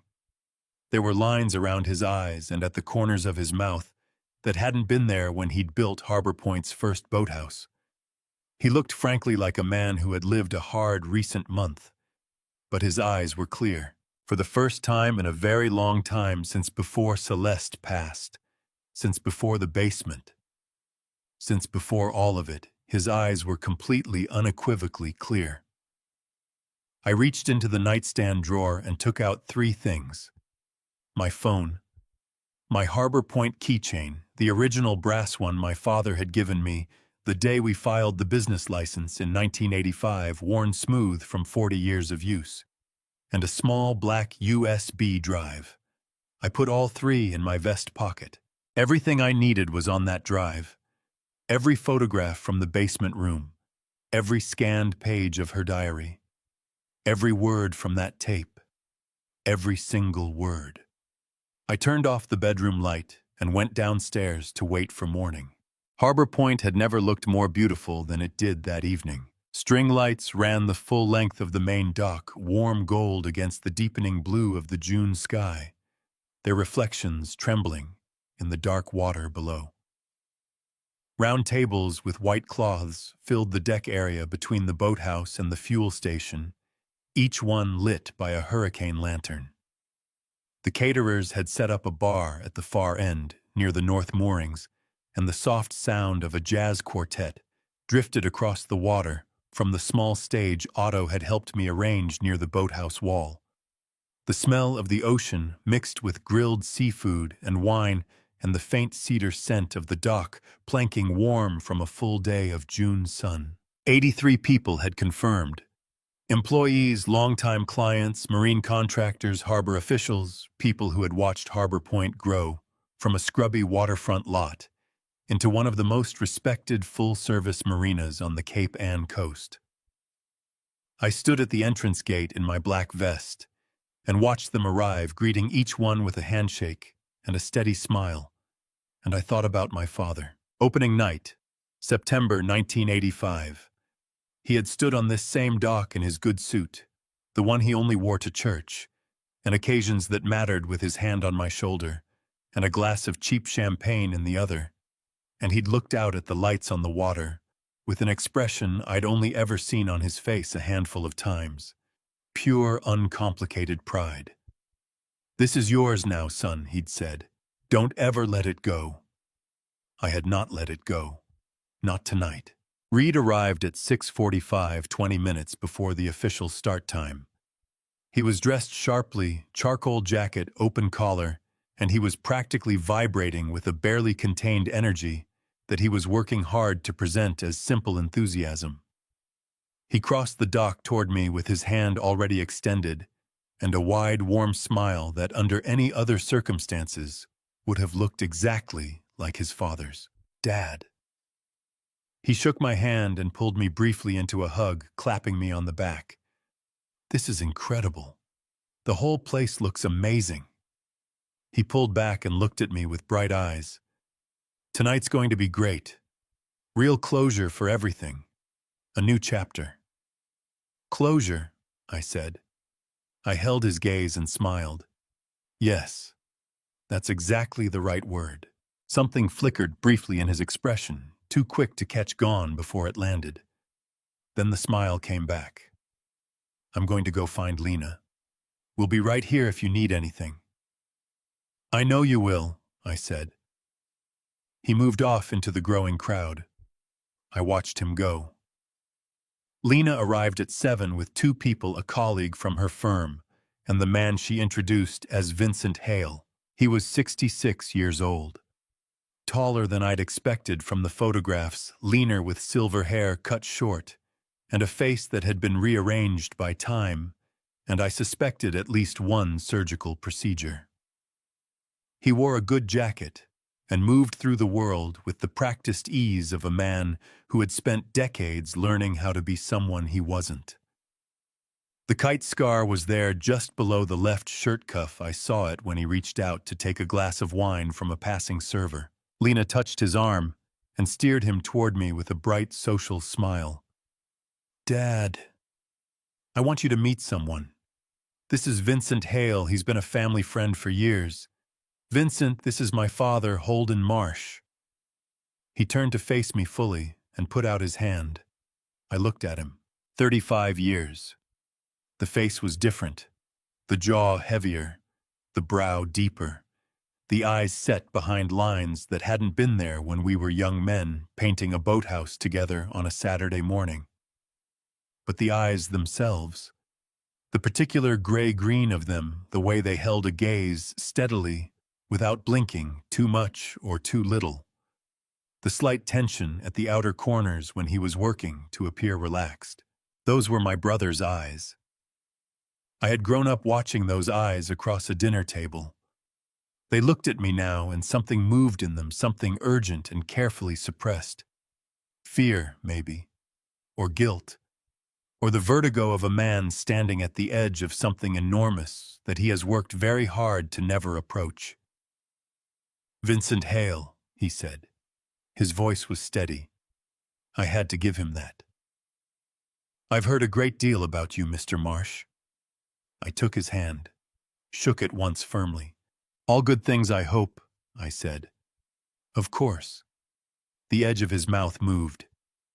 Congratulations on 40 years. That's no small thing. No, I agreed. It isn't. Lena was watching us both with a smile fixed on her face that didn't quite reach her eyes. I turned to her and kissed her cheek and told her she looked wonderful, and she laughed a little too quickly, and then a guest called her name from across the deck, and she moved away with visible relief. Caspian Vincent drifted into the crowd after her. I watched him go. 35 years, I thought. And you shook my hand and looked me in the eye. You've gotten very good at this. At 7:40, Reed materialized at my elbow with a glass of sparkling water and a lowered voice. So the plan for the speech, he started. I have the speech handled, Reed. I know, I just mean after once you've said the main thing about the history and the 40 years and everything, just leave a natural opening. He glanced around briefly and dropped his voice further. Say something like, and I'm excited about what comes next, and then step back. Calder can come up with the paperwork, and we do the handover announcement right there in front of everyone. He put his hand briefly on my arm. It'll look great, Dad. Organic. Like it was your idea. I looked at my son, at his handsome, eager face and the carefully constructed confidence behind it. At the 19-year-old who had sat with his mother and listened to her rewrite our family's history and chosen again and again to believe her version because her version came with an inheritance. You've done enough handling Reed, I said very quietly and very clearly. Tonight is mine. His hand dropped from my arm. The confidence stuttered. Dad, go enjoy the party. I turned toward the stage. I'll see you in a few minutes. I walked to the steps at the side of the small stage and looked out at the crowd gathered on my dock, under my lights on the water my father had loved. Otto was positioned near the boathouse door, steady and watchful. Dorian stood near the bar, his eyes on me. Calder Flynn stood slightly apart from the main crowd, his briefcase at his feet. Caspian was near the back, standing beside Lena, a wine glass in his hand, his eyes tracking me as I climbed the steps. Merrick Voss stood to the left, holding a glass of red wine with the comfortable posture of a man attending what he expects to be a formality. Reed found a spot near the front, close enough to intervene if needed. He nodded at me, "Go ahead, Dad." We're ready, with the encouraging expression of a man who believes he has already won. They all thought they knew how this night would end. I stepped up to the microphone and looked out at all of them. They were wrong. Holden has been carrying this for weeks. The photographs, the diary, the DNA results, the tape recording of his wife's voice. Tonight, it all comes out. In front of everyone. Comment truth below so I know you're still here, because what happens next, nobody in that room saw it coming. Note this story includes fictional elements crafted to carry a message worth hearing. Names and details are illustrative, but the weight behind it is something real people carry every day. I did not use notes. I had written a speech 3 weeks ago, 2 pages careful, and measured the kind of remarks appropriate for a 40-year anniversary. I had thrown it away 4 days later and never written another one. What I had to say tonight did not belong on paper. I adjusted the microphone and looked out at the 83 faces looking back at me. The dock lights made everything warm and gold. The water moved quietly behind the crowd, the evening tide coming in slow and easy. 40 years ago, I said, I built this marina with my father and my brother. The crowd settled into attentive quiet. Reed, near the front, nodded with a small, encouraging smile. My father passed in 2009. Some of you knew him. He was the kind of man who drove a delivery truck for 22 years, so his sons could have a chance at something better than a delivery truck. He laid the first pilings of this dock with his own hands. Everything you're standing on tonight, he started it. A murmur of appreciation moved through the crowd. A few nods. My brother. I paused. Let the words sit for a moment. Most of you know I lost my brother in a storm at sea 35 years ago.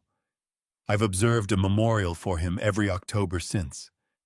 I've carried that loss for longer than this marina has existed. The crowd was very still now.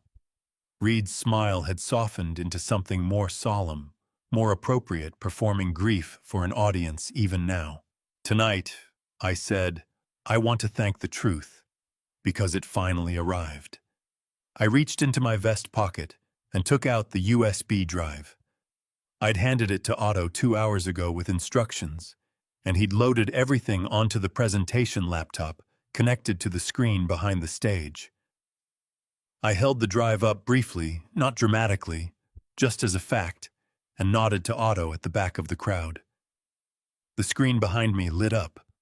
The first photograph appeared, Celeste on the deck of a sailing yacht. A sundress I'd never seen. Laughing with her head back, completely unguarded.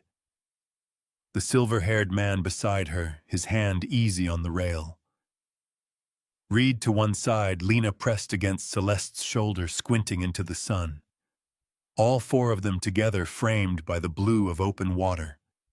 And in Celeste's handwriting, along the white border at the bottom, Summer 2004, our real family. The sound that went through the crowd was not a gasp. It was something slower and more collective, a wave of comprehension moving from the front rows, backward person by person, as people read the caption and looked at the faces and began to understand what they were seeing. The dock went absolutely, completely quiet. Lena's face drained of color so fast it was like watching a light switch thrown. She reached one hand out and grabbed the back of the nearest chair and gripped it. Reed turned from the screen to me. The easy confidence was gone. In its place was something harder and more desperate. "Dad," his voice came out low and tight. "Turn that off." "No," I said. "Dad, for 30 years," I said, and my voice was steady, steadier than I had any right to expect it to be. "You all lived in the light. You had the photographs and the vacations and the truth and each other." I looked out at the crowd, at the faces turned toward me, and I kept my voice even and clear. I was the only one kept in the dark. I nodded to Otto again. The screen changed. Hawaii 2005. The black sand beach. The yellow dress. The man with the silver hair laughing beside my wife. Alaska 2007. The glacier-matching thermal jackets. Bahamas 2009. The catamaran at sunset. The nautical chart with the red circles. A scanned page of the journal, Celeste's handwriting filling the lines. The cover page of the Harbor Point transfer agreement with the name Vincent Hale visible in the acquiring party field. Merrick Voss set his wineglass down on the nearest table with a careful, deliberate click. His eyes moved around the crowd with the rapid assessment of a man calculating exits. Reed took a step toward the stage. "This isn't you don't understand what you're doing right now." "I understand exactly what I'm doing," I said. From the back of the crowd, a chair scraped. A figure stood up. Caspian. He was on his feet, with his jaw set, and his eyes bright with something that looked like genuine outrage. The outrage of a man who has spent 35 years believing he was the wronged party, and cannot yet process that the foundation of that belief has just been taken out from under him in public. "You have no right." His voice cracked across the dock, sharp and raw. Every head in the crowd turned toward him. I looked at my brother, at the face that was not the face I remembered, but was somehow still unmistakably him. At the gray-green eyes that were wide and burning, and directed at me with 35 years of accumulated, carefully maintained hatred. No right. My voice did not rise. I did not need it to. This was my wife. I pointed to the screen behind me where Celeste's face still glowed in the warm dock light. "That is my son." I pointed to Reed, who had gone very still. "This is the marina I built." I spread one hand to take in everything around us, the dock, the lights, the water. "And you." I held Caspian's gaze across the 30 feet of crowd between us and said his name out loud for the first time in 35 years. "Caspian are the brother I mourned every single October for the past 3.5 decades. The name landed like a depth charge.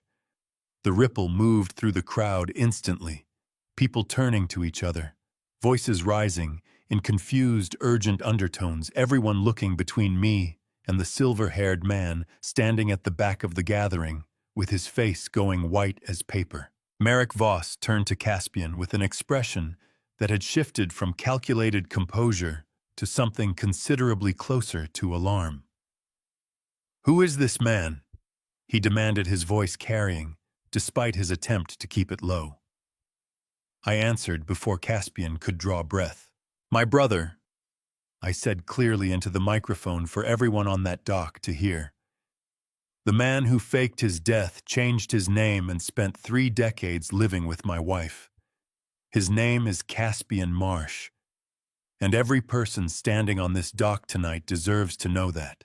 The crowd broke open all at once.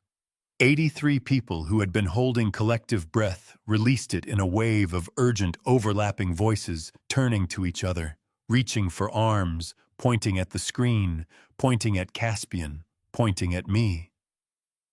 The jazz quartet had stopped playing somewhere during the photographs, and the dock felt raw and exposed, without the music, just the sound of the ocean and the rising noise of people confronting something they hadn't come here expecting.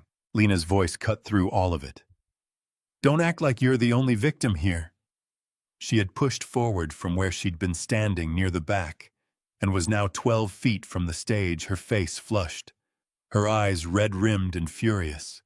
Her composure, that careful, practiced composure she'd worn like a second skin every time she'd sat at my kitchen table, completely gone.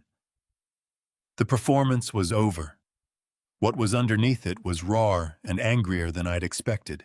I looked at her and thought about the afternoon she'd brought almond croissants to my house and put her hand over mine and said, "We're going to get through this together as a family." How warm her hand had been. How completely I'd wanted in that moment to believe her. "Lena," I said. My voice came out steady and quiet, which was harder than anything else I'd done that night. "I raised you for 34 years. Holden," she started, "I taught you to ride a bike on the driveway of our house on Prospect Street. You were 6 years old, and you cried when you scraped your knee, and I sat on the asphalt with you for 20 minutes until you were ready to try again." My throat tightened around the words, but I kept going. "I sat up all night in a hospital chair when you were 7 years old, and your fever hit 103 and the doctor said to watch it, and I watched it every minute until it broke at 4 in the morning." I held her gaze across the crowd. "And you called that man Dad behind my back." Lena's face crumpled. Tears spilled down her cheeks, and she didn't wipe them. Just stood there with her jaw trembling, looking at me with an expression that was part guilt and part grief and part something that looked even now like defiance. "You're not my real father," she said, her voice breaking on the last word. The words hit me like a fist to the sternum. I felt them land. I let them land. "No," I said. "I'm not your biological father.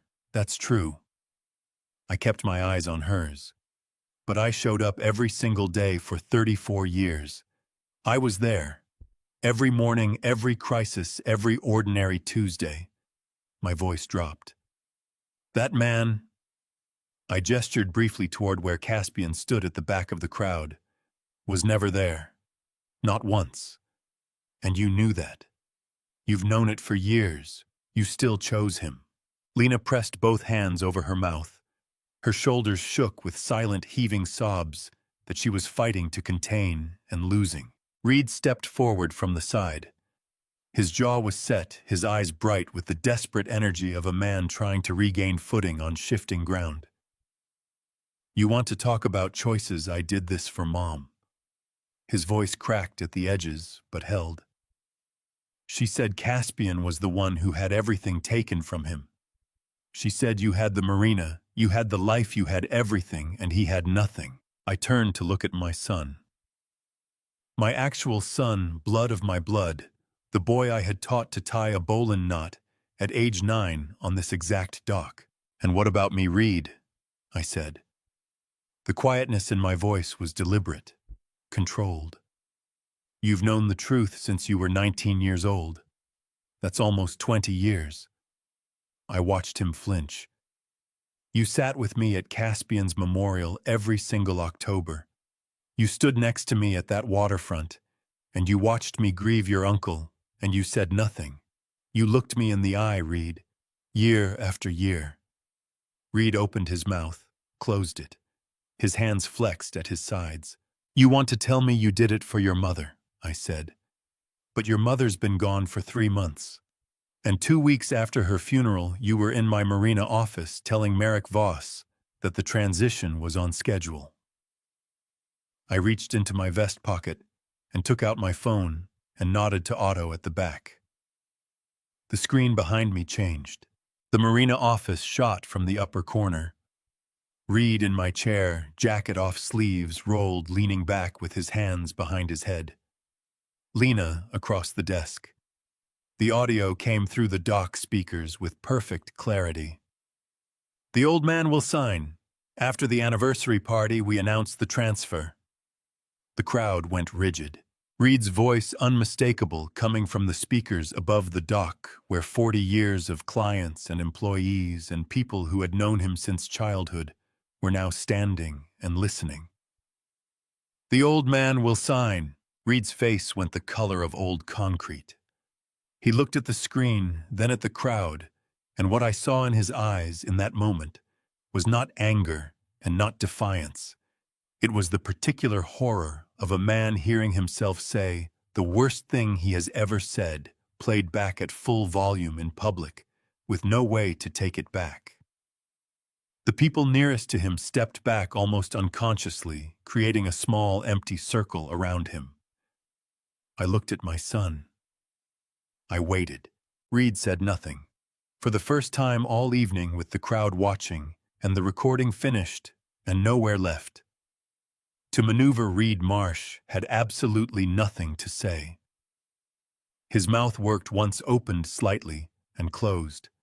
His eyes were wet, and his jaw was trembling, and his hands hung at his sides completely still, and for one unguarded moment, he looked less like the man who had sat in my chair calling me the old man, and more like the 19-year-old who had stood in a kitchen doorway and listened to his mother rewrite his family's history, and been too young and too afraid and too hungry for her approval to push back. It didn't absolve him, but I saw it. "That silence, Reed," I said very quietly. "That's the only honest thing you've done tonight." His chin dropped. He turned his face away. Calder Flynn moved. He came up the steps at the side of the stage without hurrying, carrying his briefcase, his face composed and professional. He set the briefcase on the table beside the podium and opened it and laid a bound document on the surface with a clean, deliberate motion. "My name is Calder Flynn," he said into the microphone. "I am Mr. Marsh's attorney of 40 years. I want the record to reflect that all forged signatures, all preliminary transfer agreements, and all documented evidence of conspiracy and coercion in this matter have been compiled and submitted to the appropriate authorities as of this morning." He looked out at the crowd without expression. "Anyone with questions about legal exposure in connection with this transaction should consult their own counsel immediately."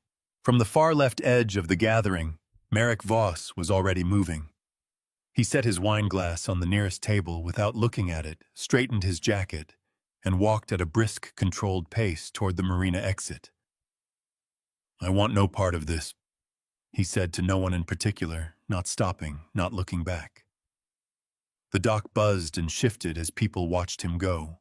I stood at the microphone and looked at Reed, who still hadn't raised his head, and at Lena, who was wiping her face with the back of her hand and staring at the dock planking like she was trying to memorize the grain of the wood. There was one more person left to face. The crowd had thinned. Some guests had left during the camera footage. Others stayed held in place by the particular gravity of witnessing something that could not be unseen. They stood in loose clusters on the dock, voices, low eyes moving between me and the silver-haired man near the back, who had not moved since I'd said his name. Caspian Marsh stood alone. Lena had moved away from him after the footage played, not dramatically, not with words, just a slow, incremental drift, until she was standing 6 feet to his left, instead of beside him, which was its own kind of verdict. Reed had sat down at one of the tables with his elbows on his knees and his face in his hands. Merrick Voss was already gone.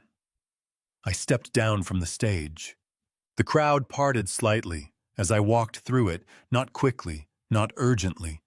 I crossed the dock until I was standing 10 feet from my brother in the gold light of the string lamps, with the Atlantic moving dark and quiet behind him, and 35 years of accumulated wreckage between us.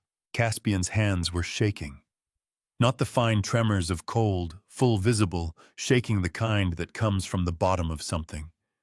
His jaw was tight, and his eyes were wet, and he was fighting hard against whatever was trying to get out of him and losing.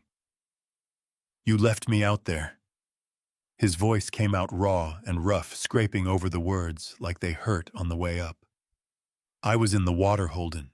I was calling your name and you swam away. I nearly died because of you. 35 years of that belief. 35 years of waking up with it going to sleep, with it building an entire life and an entire identity on the foundation of it. I could see all of it in his face right now, not just the accusation, but the need for the accusation to be true, because if it wasn't true, then everything he had done in its name collapsed with it. I looked at Dorian.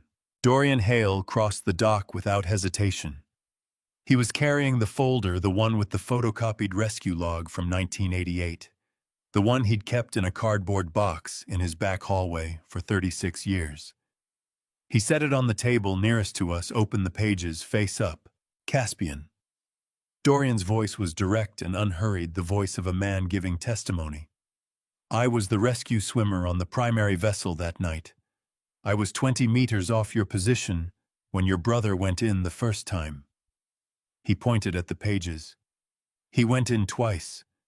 The second time he went under and didn't come back up on his own. I pulled him out myself. He was not breathing when I got him onto the deck. Dorian's jaw tightened. He did not swim away from you. He was carried away from you unconscious. Caspian's eyes dropped to the document on the table. His lips moved slightly as he read. The shaking in his hands got worse. From the edge of the remaining crowd, a figure stepped forward. Stellan Cross moved slowly. His knees were bad and the dock planking was uneven, but his steps were deliberate and his pale eyes were steady. He was 72 years old, and he'd driven down from Rockport that afternoon at my request, and he stood now beside Dorian with the quiet authority of a man who has been waiting a long time to say something in the right room. I was on the secondary support vessel that night, Stellan said loud enough for everyone remaining on the dock to hear.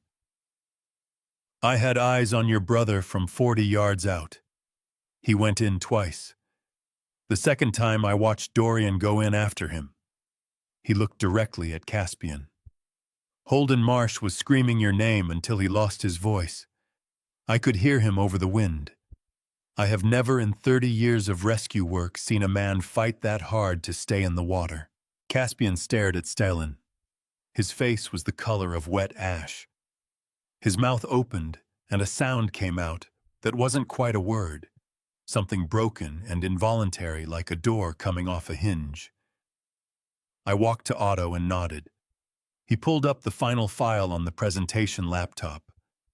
The rescue report appeared on the screen behind the stage, Stellan's own handwritten log entry, blown up large enough to read from the dock. R. Calloway entered the water a second time, disregarding the order to retreat. I have served 12 years in active maritime rescue. I have not seen a man go back in under those conditions before or since. Caspian read it. I watched him read it. I watched his chest rise and fall in rapid, shallow breaths, watched his hand come up and press hard against his sternum like he was trying to hold something inside.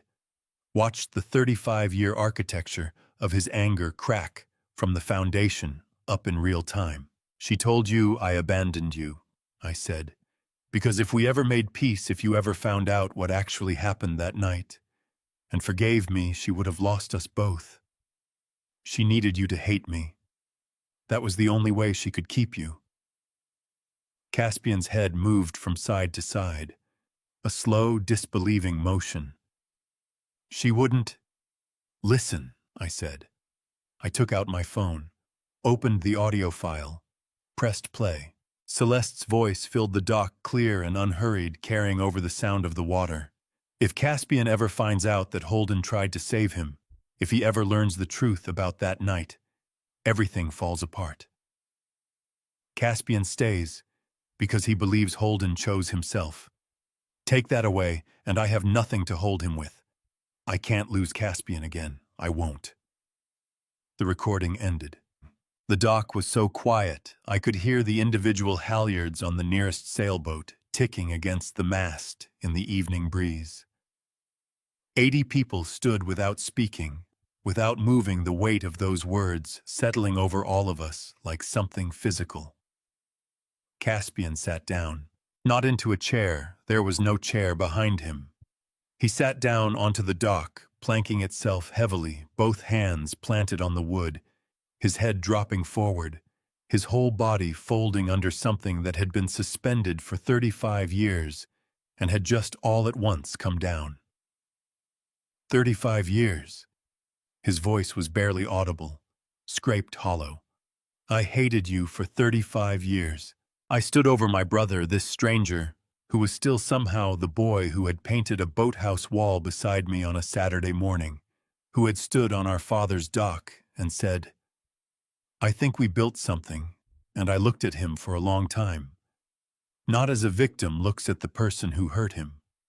Not as an investigator looks at a subject. The way an older brother looks at the younger one after something has gone very wrong and cannot be entirely undone but must somehow be acknowledged. I know, I said. The party didn't end so much as it dissolved. There was no formal conclusion, no final toast, no moment where someone said, that's it, it's over.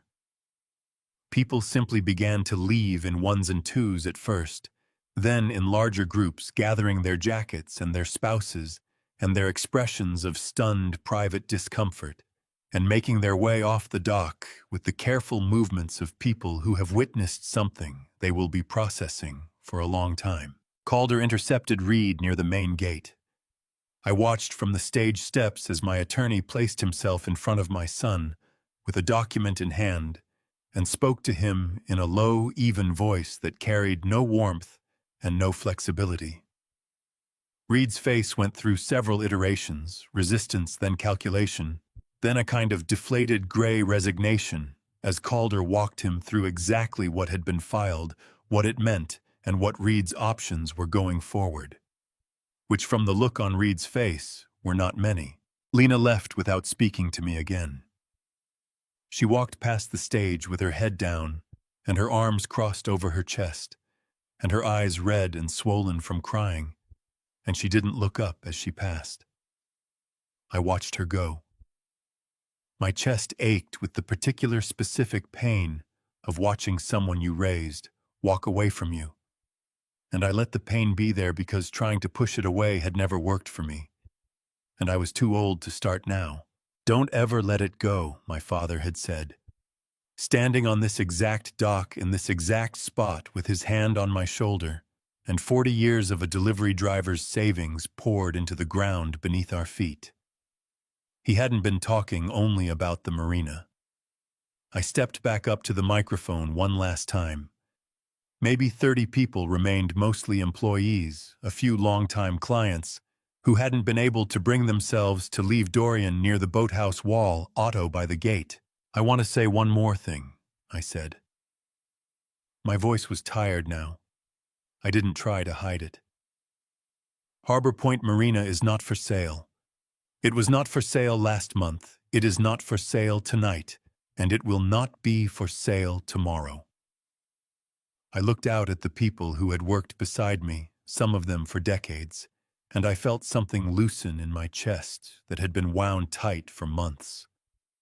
From tonight, Reed and Lena Marsh have no management authority over this property. The man who came here this evening as Vincent Hale, whose name is Caspian Marsh, is not permitted on these premises. All fraudulent documents and transfer agreements have been submitted to the appropriate legal authorities. I paused. That's all. Thank you for being here. Go home safe. The remaining guests drifted off in the next 20 minutes. The caterers began breaking down the tables. Otto moved through the dock, quietly collecting glasses, coiling electrical cords, doing the patient work of putting a place back to rights after something has come through it. And then there were 3 of us on the dock. Me. Dorian standing 20 feet back near the boathouse, giving me space the way he'd always known how to do. And Caspian, who had not left. He was standing at the far end of the main pier, at the railing that looked out over the open harbor, his back to me, both hands gripping the wood. The string lights were still on. In their warm gold glow with the dark water moving below him, and the night sky above, he looked smaller than he had at any point during the evening. Older. Like a man who had been holding something very heavy for a very long time, and had just been told that the thing he'd been holding wasn't real. I walked the length of the pier and stopped 8 feet behind him. He turned at the sound of my footsteps. His eyes were red. Not from crying, or not only from crying, but from the particular physiological devastation of having a 35-year belief system dismantled in public in under an hour. His hands dropped from the railing.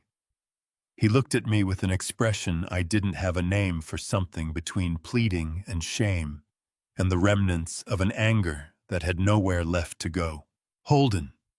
His voice was wrecked, stripped down to something bare and undefended that I hadn't heard from him in 35 years, because the last time I'd heard that voice he'd been 29 years old and standing on the deck of a boat in a November storm. "Can we start over?" I looked at him. I looked at the harbor beyond him, at the lights of the town reflected in the black water, at the buoy light blinking slow and patient out past the breakwater. I thought about our father's hands on these dock pilings.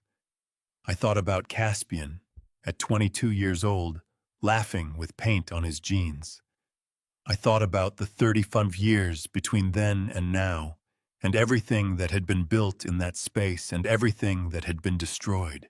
"My brother died 35 years ago in a storm," I said. "I watched the Coast Guard call off the search. I went to the waterfront every October for 35 years and said his name into the wind." My voice stayed level. I needed it to stay level for this. The man standing in front of me right now is someone who came back from that storm, changed his name, moved into my life through the back door, and helped plan the theft of something my father built. I held his gaze. Those aren't the same person. Caspian's jaw worked. "I didn't know the truth, Holden. About the rescue. About what she told me." His voice broke on the next words. "If I had known." "I believe you didn't know," I said.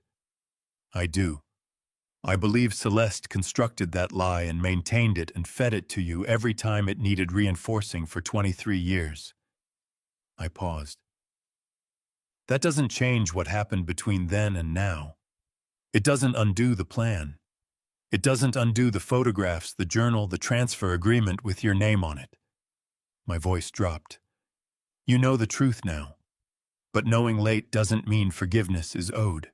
Something in Caspian's face broke open fully, then, not dramatically, not with a sound, but in the way that sometimes the most devastating things happen quietly. His chin dropped. His shoulders curved forward. He pressed one hand over his eyes, and I could see by the tremor in his wrist how hard he was working to hold himself together, and how completely he was failing. "I wasted it," he said, muffled behind his hand. "I wasted 35 years hating you for something you didn't do." "Yes," I said. "You did." He looked up. His eyes were raw and wet, and searching my face for something, mercy maybe, or the remnant of a brotherhood that had survived everything else. I looked back at him, and I was honest with myself about what I found. Not hatred. I want to be clear about that. What I felt standing on the end of that dock, looking at my brother's ruined face, was not hatred, and it was not rage. It was something quieter and more final. The recognition that grief has a capacity like any container, and mine had been filled to the top a long time ago, and had nothing left in it for this. Caspian lowered his hand. He straightened slowly like a man getting up off a floor. He looked at me for one more moment, a long, searching look that asked a question I didn't have the answer he needed, and then he turned away. He walked the length of the pier without looking back. Past the boathouse. Past the gate. The sound of his footsteps faded against the dock planking, and then he was gone into the dark beyond the lights, and I stood at the railing and watched the space where he'd been. I didn't hate him, I thought. I just didn't have anything left to give him. A hand came down on my shoulder. Dorian beside me now, looking out at the same harbor. "What now?" he asked.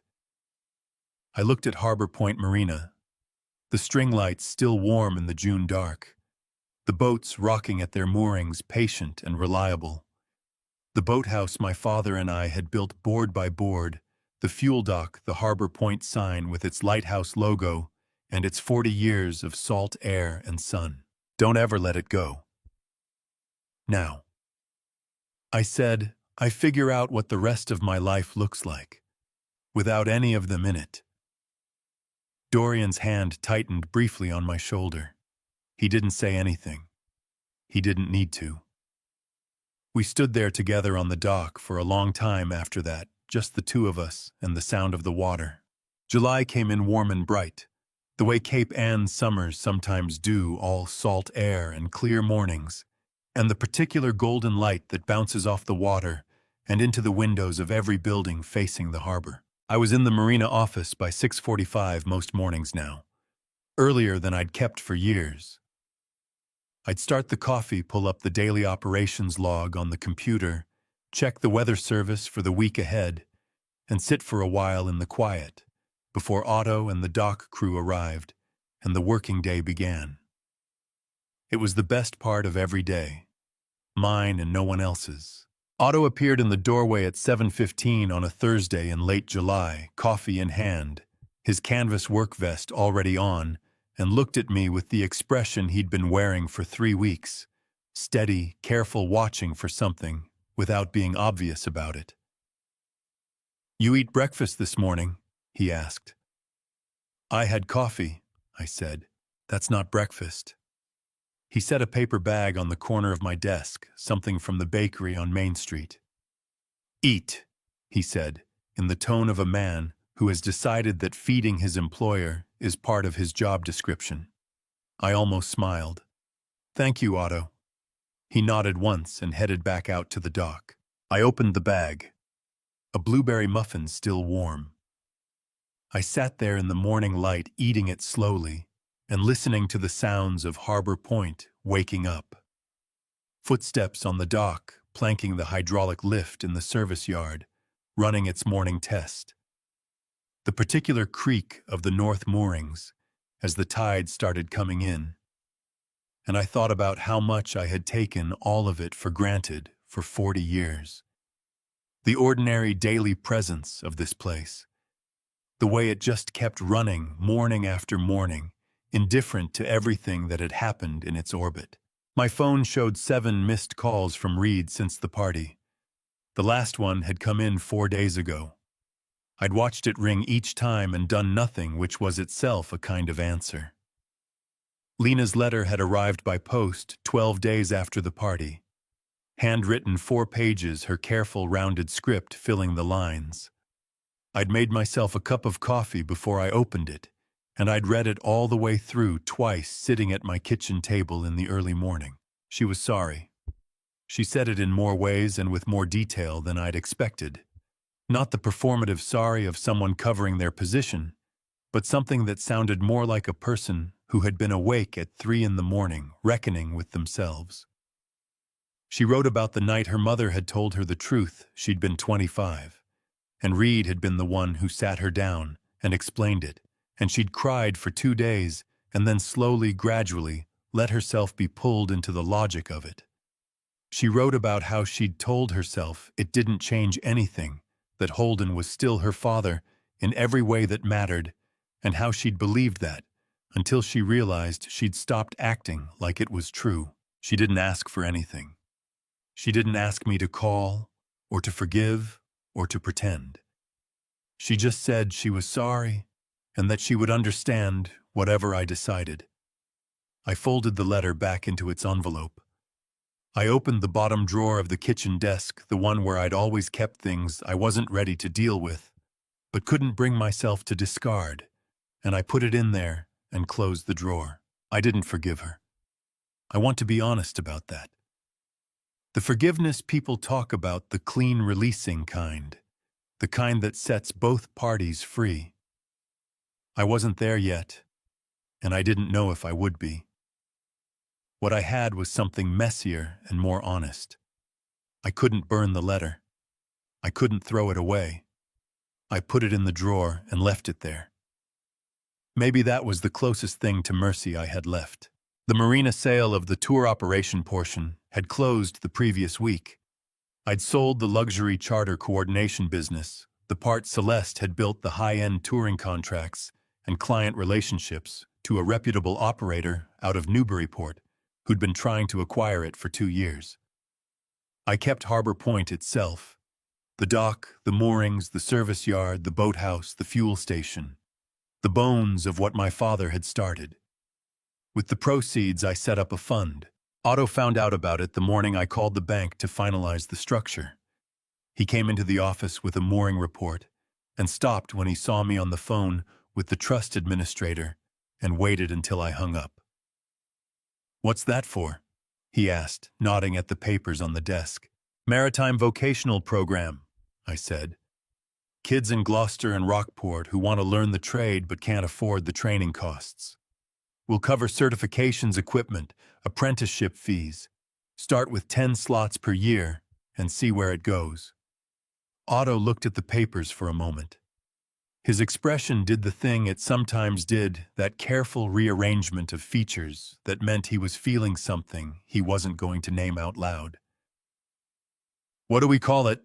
he asked. I thought about it. I thought about my father's name, and Celeste's name, and Caspian's name, and all the names that had been attached to Harbor Point over 40 years in ways I was still untangling. "Harbor Point Youth Fund," I said. "Just that.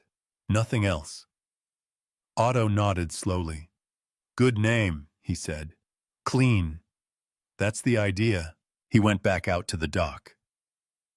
I sat with the papers and the morning light and the sound of the water, and I thought about the 10 kids who would come through that program next year. Kids who didn't know yet what they were going to do with their lives, who just needed someone to open a door, and something in my chest unclenched that had been tight since March. Dorian came by on a Friday afternoon in early August, unannounced as always, carrying 2 bottles of beer from the place on Rogers Street that we'd been going to since 1987. He let himself into the office, set 1 bottle on my desk without asking, dropped into the chair across from mine, and stretched his legs out. "You look better," he said, studying my face with the frank assessment of someone who has known you long enough to track the changes. "I feel better," I said. Which was true and was also a thing I hadn't been able to say with any honesty for a long time. "Read?" he asked. "Still calling. I'm not ready." "Lena." She wrote. I read it. I looked at the desk drawer for a moment. "I'm not ready for that either." Dorian nodded. He picked up his bottle and looked out the window at the harbor, the afternoon light on the water. A sailboat, making its way out toward the open sea. On the outgoing tide, the lighthouse on the point, doing its slow, patient work. "You doing okay, old man?" he asked. I looked out at the same view. The boats, the water, the light. Harbor Point Marina in a late summer afternoon, 40 years old, and still standing, still running, still mine. For the first time in a long time, "Dorian," I said, "I think I actually might be." He raised his bottle toward me slightly. I raised mine back. Outside, the tide kept coming in. I found Dorian sitting on the south dock at 5:30 in the morning. He was already there when I came down with my thermos and my jacket sitting on the dock railing, with his boots dangling over the water, 2 cups of coffee from the gas station on Rogers Street, sitting beside him in a cardboard carrier, looking out at the harbor, like a man who had been awake for a while and had made his peace with it. I stopped when I saw him. "You knew I'd be here. You always come to the water when something's ending." He picked up one of the cups and held it out toward me without turning around. "Sit down, Holden." I sat on the railing beside him, took the cup. The coffee was hot and bad, and exactly what I needed. For a moment, neither of us said anything, not the uncomfortable kind of nothing, but the kind that only happens between people who have known each other long enough that silence is just another form of conversation. The harbor was dark and flat. The string lights from the party, long since taken down the dock, quiet, except for the creak of the moorings and the slow movement of the tide. "How are you actually doing?" Dorian asked. Not the social version of the question. The real one. I thought about it honestly. Some mornings I wake up and for about 30 seconds I forget everything that happened. And then I remember. I looked at my coffee. The 30 seconds are nice. And after the 30 seconds, I get up and make coffee and go to work. I paused. It's getting easier to do that. The getting up part. Dorian nodded slowly. "Reed called me last week," he said. I looked at him. "What did he say?" "He asked me if I thought you'd ever talk to him again." Dorian turned his cup in his hands. I told him I didn't know, that it wasn't my question to answer. He glanced at me sideways. "Is it ever?" I looked out at the water for a long moment. The eastern sky was beginning to separate from the sea, that first barely perceptible difference between where the dark water ended and where the dark sky began. "I don't know yet," I said. "Maybe someday, not now." I exhaled. "He's my son, Dorian. That doesn't go away just because he broke something." My chest tightened. "But broken things need time before you can figure out if they're worth fixing." "Fair enough." Dorian drank his coffee. "What about Lena? She wrote me a letter." I looked at my hands wrapped around the cup. 4 pages, handwritten. My throat tightened slightly on the next words. She sounded like herself. The real version, not the performed one. I stopped. Breathed. "I put it in a drawer." "You didn't throw it away?" "No."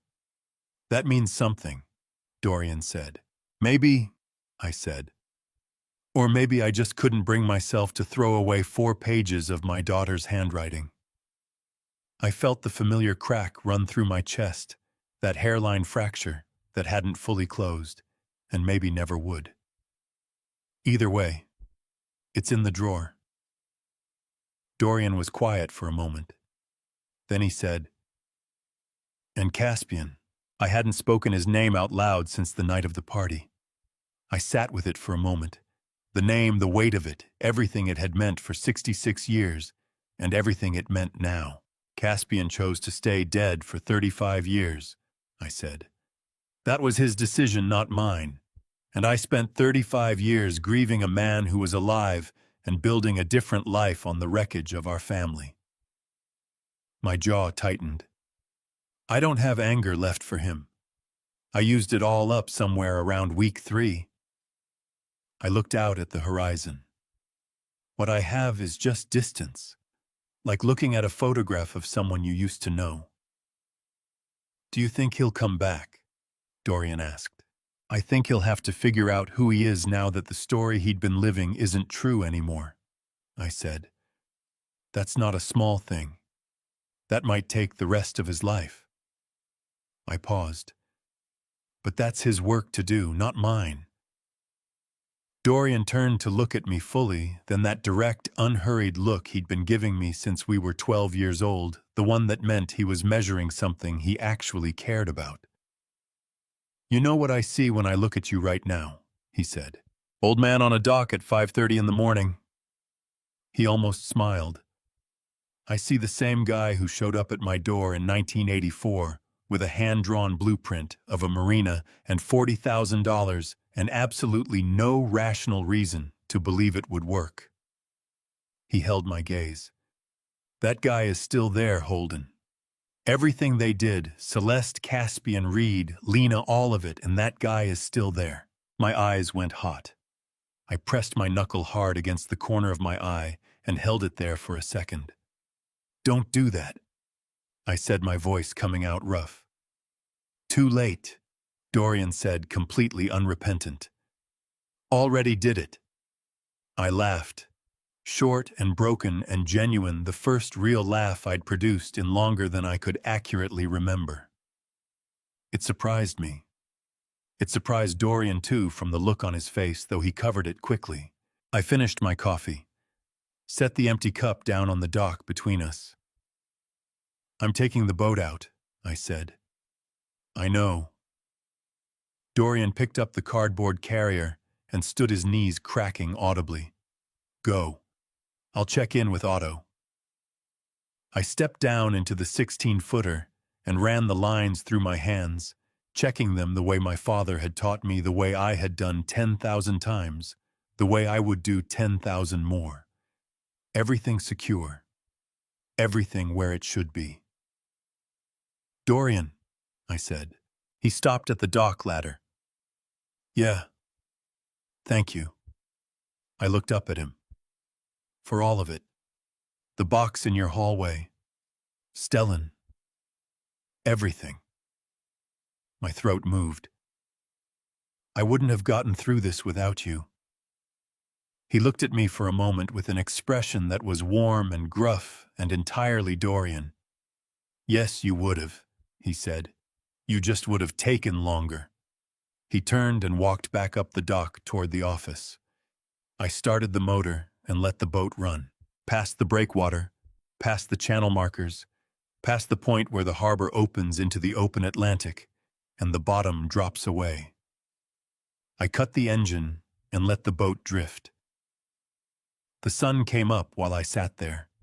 It broke the horizon the way it does out here, sudden and complete, a hard gold edge that turned the whole surface of the water from pewter to copper to living light in seconds.